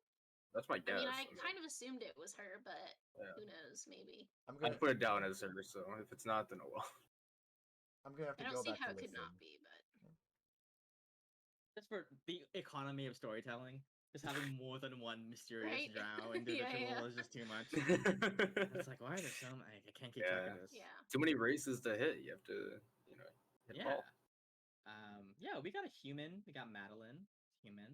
We have Halfling. a halfling. We have a tiefling Dwarf. in Aramis. We got them all. Yep. Yeah, I'm excited for the future. Time to see what play is all about. Yeah, I'm a bit worried about the ship. Just I assume since we docked there wasn't any complications, but the whole ash falling thing. Probably Yeah, nonetheless. this is a commonly known thing in Palea is that the Ash seems to avoid the ports for some reason. Yeah, you better Some back say off. Yeah. there is. You don't know this in character, but I think Ruby and Suma would know in character that it is rumored that there was a mortal from Palea who worshipped both Ventus and Palea, so wind and fire and volcanoes, and that Ventus and Palea brokered this a truce between each other of like, okay, the ports will be clear of the ash. Ventus will send wind to blow it away from the docking ships in order for the people of Palea to flourish with trade. Otherwise, no one would dock there. It would be real messy all the time. Yeah. Bad for trade for sure. Um, yeah. In return, I guess none of you guys know that what was given in return, but We'll find out. Yeah. We'll find out later. you'll find out. Blah. That was fun. I'm glad. I'm glad. I wasn't super sure about the last couple Yeah. sessions. I was like, oh, those felt like not as fluid as the other ones have been. There's like a lack of fluidity of like maybe it's like a sophomore slump of like we're starting a new Well, yeah. a second thing to Well, follow up also, the first thing. well, also, we also haven't had an experience. I think next time we're on the sea, it's going to be a lot more We got like these were the rocky water. Whenever you start something and everyone's not Yeah. sure of the flow, it's going to be weird and stunted and like I'll do nothing. Well, I think it needs to be that way, so that way the peak is the peak. We don't want to peak too early. You want it to be a build up. So. Yeah. True. Yeah, I think hopefully I think to all your points about like it having more time to breathe of like having the sea actually feel big. Having the point of a ship just like we're not just like fast traveling like Yeah. okay now you're here nothing happened. Yeah. You had no conversations probably Yeah. or whatever happened was like not enough to be like on screen air quotes. Yeah, I feel good about that one and I was really nervous about this one, but Chino, I will be asking with messages later on about since it's been multiple days and Fields is still following them. Did I get to see the ship? oh, the maiden. Yeah. That'll That's be interesting. yeah. I mean, yeah, we'll talk about it later, but that was a few days downtime and all. Yeah, I will say there's a chance that they might have like given up and turned back early and like. Well, given I their assume they have to intel. have food. Yeah, they definitely have to have Yeah. food. They might have some. They might have a bag of holding. Well, yeah, but then they also have to use the restroom, and those are metal suits. They just pee in the open ocean. Who's Oh, gonna know? really? They're like Fields, seagulls. dodge! No, I'm okay. you're not. Yeah. Great. Yeah. I don't know. Any questions? And was any of the lore confusing? I know I spit out a lot of stuff. I'm gonna have to rewatch part. I left to use the restroom and everything. Yeah, I think somebody missed some of the Andros exposition. Liz, I think. I had to go to the Might have been bathroom you. when Okay. Andros was talking. Yeah. I was like, oh, you might like this. I think that's why I remembered Yeah. that. The Andros I interaction. That's good. It doesn't matter what I do because I try to only write down notes that my character's there for, and I wasn't there for any of this stuff. So, Yeah. yeah. Do you guys prefer it when I like ask you what scene you want to run, or would you rather like have NPCs initiate scenes with you, or is it better to have just be like, oh, I want to Mix. do this with this character? Why not both? Mix. I think. I like right? both. When it That fits makes their character Give that they would go agency. out of their way. Give agency. Sure. Yeah. Yeah. Okay. I think there's sometimes just so many people on the ship that I'm like, Yeah. oh god, we will never get anywhere if I'm like every character is gonna like. Yeah. I've really Do something. sidelined Rel for a while because I'm like Rel had a lot of focus in like the last arc, with like a prophecy and everything, and I'm like, there's other stuff going on right now, and like I can't have him constantly being like, my gift is a curse or whatever. Yeah. I mean, Well, I think I it's always have like at least 5 NPCs I want to talk to at any Yeah. given time, but I don't want to like having seen with every one of them is gonna be like, oh my god. So I usually Yeah, choose it's like tough. one per session. I'm like, I'm gonna talk to like The Miela today or necessary whatever. ones. I think it's the name of the game that we talk to NPCs, and I think it only makes sense if they talk to us as well because they're Mhm. Yeah. I have a rel thing in my back pocket that might happen at some point soon. He's going crazy with the dream. He's still having those dreams, guys. Just pointing that He's still out. having those Mhm. dreams about being killed by the Red Wraith over and over again, which we still don't know why that's happening. Or Also, do I we? feel like Liz, Hmm?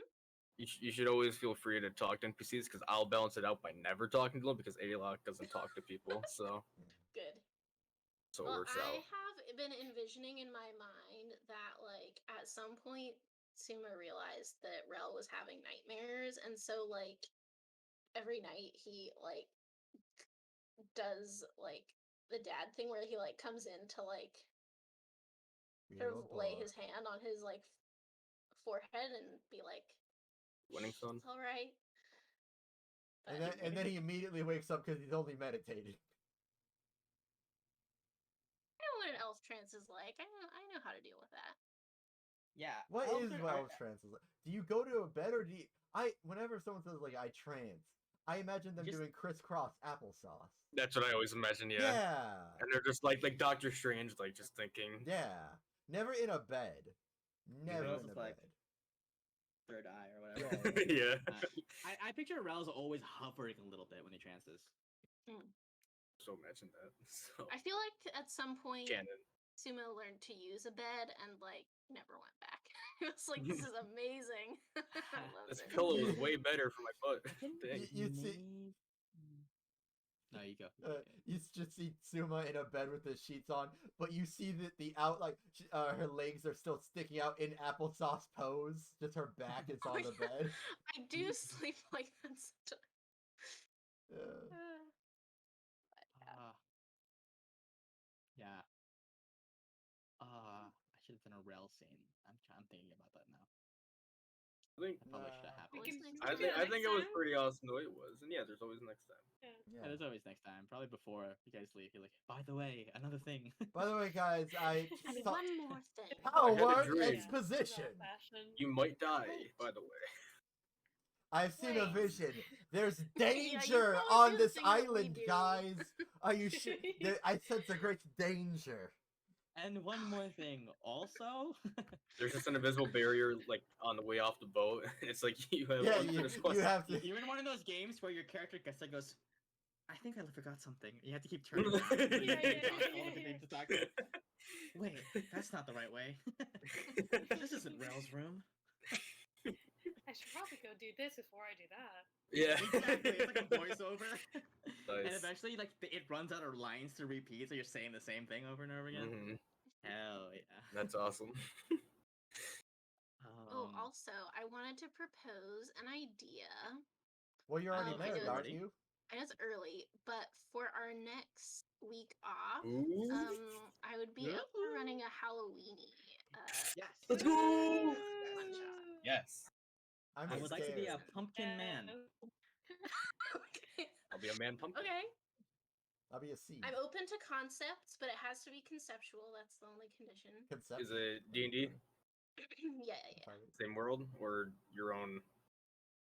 We don't have to Um, keep setting stuff in Ela. We can do other stuff. It's In not other only- words, we're making it harder for him, but I will contemplate. But this could I be a love different these dimension. ideas. You don't know. Like, I don't. that's Or- true. It could be the Shadowfell. It could Yeah. be like it could be the Feywild, and they're Yeah. celebrating Halloween. Could you stop making me have to be can't. like, okay, so now what are these characters doing in this other? That was my adventure? main About goal this other is the island you fr- haven't developed. My main yet. goal in mine was to make you have to think about just this is in the world now. Do something with it. Yeah, and then me and Liz made twins who are like kind of relevant to people who are very plot relevant, and now I'm Mhm. like, oh, they have to be doing stuff. Like, they can't just be like nowhere. That'd be kind of weird Well- if they were just like, Aren't they Jade still Shine adventuring with Carnival the? is not a relevant city at all. Oh, they're not with the whole group anymore. The group split up, or what happened? I don't. They ended on a pretty good note. So I They feel re- they, like- were, they ended up running away together. yeah, So- with Wasn't a great 3 and note. Steve. yo, Oh boy. my man Steve's When you still on mentioned- that individual. Like, what was your name, Chino? Max, yeah. I think he's still on you. He's I just like following me. they're like on your back. Just like Oh, great. yeah, Oh, like sticking. yeah, Yeah, yeah. like a leech. Just Just in case. Oh goodness, that's gonna go over well Were when you- I come home. Yeah. Were you guys drows? We We were, were. yeah. yeah. I totally thought Yeska was gonna be one of you guys for a second because they mentioned Oh. like my sister. I thought that Yasmina too. is like I our actually did, great yeah. great aunt or something now. I heard No, twins. Actually, probably just our aunt because elves. Elves live a long. 1,000 years for an elf is like pretty old, but like not That's- like Yeah, that's I like think a that's really old. old grandma. Oh. definitely a pretty long-lived elf, but like I don't not know, like Sheena, like unreasonable. in your world building, I don't know how you've been envisioning it, but I've been envisioning it as like human decades equals elf centuries. Does that make Sima So- 10? No, because I'm 250, so I'm like mid 20s because I like. Are you 250? Why did I think you were like 100 something? No, I'm. I don't know what I wrote in my character sheet, but at some point I Did told you Gal I was change 250. that at some point? I don't How know. dare you? I'm just kidding. I don't remember. Well, I So mean, long it ago. naturally changes with time. You know. Yeah. Also, Or you know what I? Yeah. when Go you ahead. die, it also changes. Yeah. What People die when they are killed. That's true. You guys don't actually know this yet, but Chino has afterwards added a rule where if you get knocked out, a whole year passes by. Like your body is a whole year older. I think it's 7 years actually. No, it's It's actually 7 7 years. Yeah, it is Okay. for sure. Okay. I was Oh, wondering, those bags under Ruby's eyes. No one was talking about. Oh, Little crow's What? feet. Man, she looks like. Well, actually, she's a dwarf, so maybe a year wouldn't be. excuse bad. me. So she'd look like. How many times has she been done? Like 6 or 7 times. You know, can I confess something? You know what I didn't Yeah. think of when I was Yeah. making my calendar? The years are only 7 months long. So is it like if you're Oh, 18, you're yeah. actually like 9?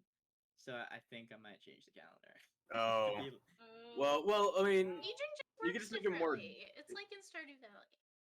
it could also be like longer months and maybe more days, or yeah, they're currently 20. Now I want to play Yeah. Stardew Valley. We could make Make a a month. farm with me. We can make a month 56 days. I I like mean, wanna it also Yeah. could be the planet rotates at a different rate and also revolves at a different rate. You know, it could always be something like that. Yeah, But then that would we're also using- mean hours have to be. Oh yeah, different, right? that's true. Yeah, Yeah. maybe hours. I don't know. Yeah, that's true. It requires revolution 8 thing can still hours, be the but same. 8 hours is actually 24 hours. Here's what I'm proposing, okay? Okay, the 7-month thing is a cycle. Okay? 2 cycles is a year. So then 14 months is to a year, which is close enough, right? Yeah. It's Well, then still- you'd have to you change would- the summer, winter, all that stuff. Fuck, you're right. No, it just No, changes no, really no, fast. no, yeah. Whatever. But that means we're revolving around the sun No, really because fucking ma- fast. Yeah. Because magic. No, because magic. Wait, Magic. wait. That's right. That's true. Yeah, Yeah, that's yeah. always the go-to. Dimensions touching, they Forgot screw about things magic. up. It's just the planes are Maybe, intersecting. yeah, it's like the water plane's closer, and that's why it's winter, and Yeah. if it's colder or something. The Exactly. fire plane's closer, it's Oh, summer. you just solved it for Easy. me. Thank you. Man, Andros got a Magic lot to bullshit. teach. Andros? I'm glad you finally unlocked the Yeah. Andros backstory. Yeah. That's great. I had that figured out since the second session. When I was like, oh, these are the named NPCs. I got to figure out more stuff about. I never knew it was like so harsh as I killed a man. I That's think he pretty mentioned getting kicked rough. out of the Bullshit. college, but Yeah, I that's thought why. no, I thought it was he Yeah. attacked someone. Yeah, I didn't know he He- killed someone. He got mad enough to kill. That's pretty harsh, man. That's Yeah. rough. Barbarian rage Yeah. kicked in. Yep. He'd been suppressing. But now Gallet has hard confirmation of something that we knew out of character, that he is from Castlemond, from the rival university that Simon's folks are from. Which Maybe is he never killed really- Simon's folks. Maybe he killed Simon. Yo, that would be maybe. that would be such a. Well, actually, that means Simon would have to have like. I don't think he has active theories on the Feywild. Yeah, he doesn't. He doesn't Ravenhall like theory. Academy and Inkwell University. Although we don't have any hard confirmation as to what differences are there between these crewmates from before they died and after. So we don't know what Andros was really like. We have his recollections, but he died. Like, is he the same? Is he different? Who knows? That's Andros is Andros. Andros is just a dude. I'm glad that you talked to him, Tyler. I yeah. was really glad that you did that. Oh yeah, no, Oh my god. It was very.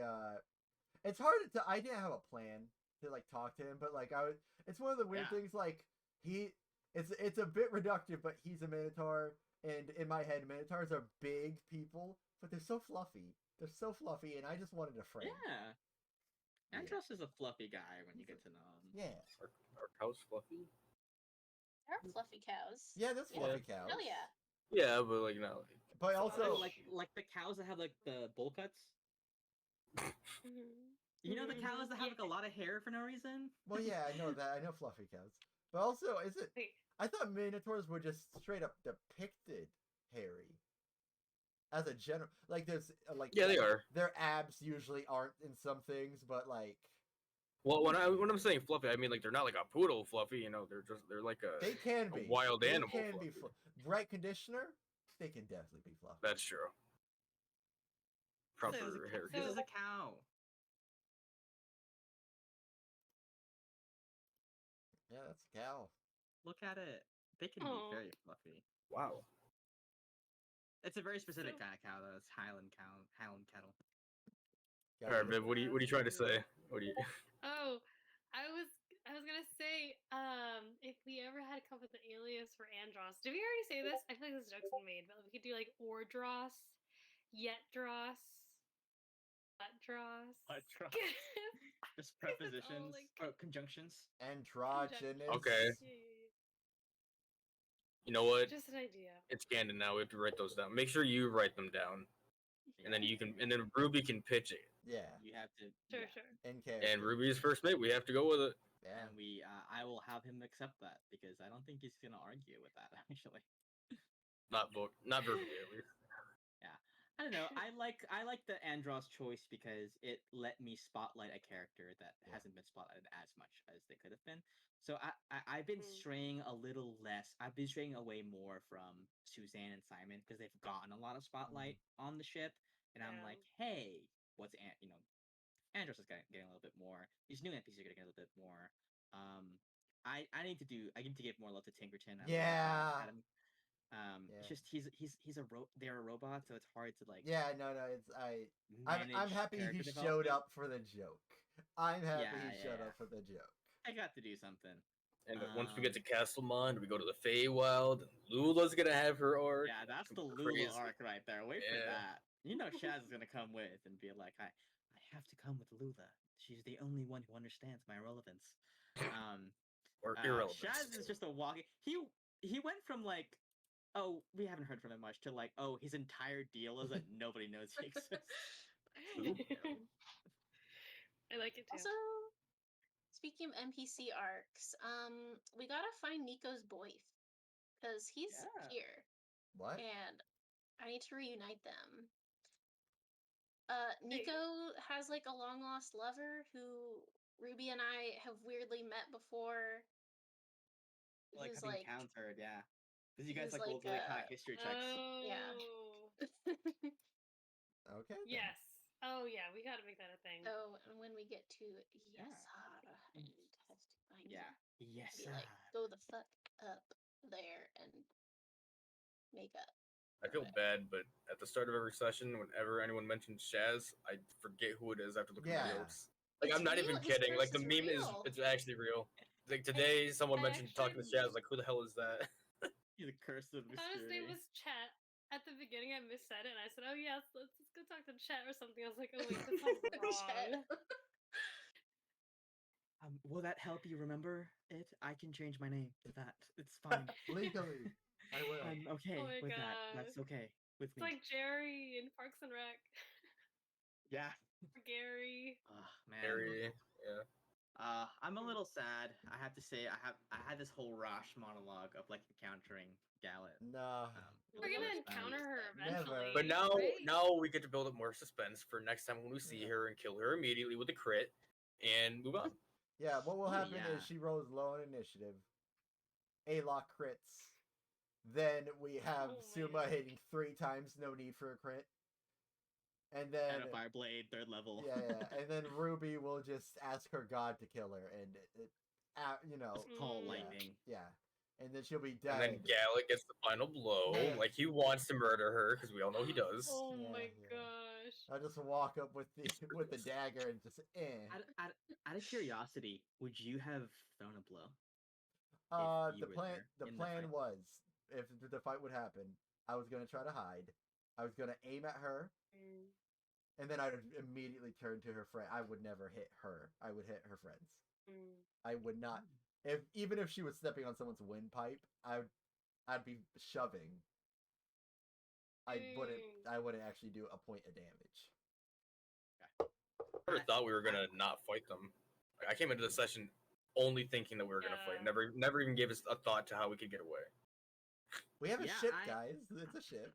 I thought of forcing it, but then I don't know. I think the way that people were talking and the way things were happening, it almost made it started to feel cheap after a certain point. I think I started feeling like it might be a little cheap to like force you guys to have a fight that like in character, like Gal doesn't. People don't want to have this fight. Like nobody wants this fight to happen like in character. And I'm like, Yeah, that's always right. is it better? If I it's want some fights. saved? Yeah, And I think I think it was better this way for sure because like also a very nice thing and also changed the campaign was like, hey, don't attack a shield. You're hitting us. We're still not attacking. Don't attack a shield. Oh, okay, you guys are pretty good. Instead of forcing it like, nah, there's no negotiations. yeah. I think you could have a more interesting story without. Because if you force it, you know where that story will go because you will force the things you want to happen. But if you're like, this is a thing, how do you interact? Then that's that's D&D, right? Yeah. That's D&D. Yeah. I definitely felt like I want to honor this choice to have like a good plan of like we're gonna take more time, and I think it's an interesting thing of like what are the consequences of getting to Torah a little bit later. Beta has been chosen. Does that come into play? Have our bags of wind anymore. No Wow. guys wins. A lot of shadow stones were used. Did that delay affect anything? Yeah. And I was willing for that delay to be even worse, but the survival check was good. The storm was cleared very easily, so there was no further deflection either with the storm. So it's like, yeah, you guys make it with good time. That's what happened with that. There's so I much. need to. Yeah. Go ahead. I was gonna say there's so much juicy stuff. I'm excited for uncover. it. I feel the juice. Yeah. It's gonna be This is- juicy. It's been It like 4 really is. sessions of hard setup. Yeah, this is Marinating. hard setup. We're just marinating. Of Mhm. like Yeah, where are that's our right. characters right now? Like what mindset are they in coming into this, and then like what's gonna happen? Like with several pieces have been put into play, but not all of them yet. But yeah. Anyway. Yeah. Thanks for hanging around. Yeah.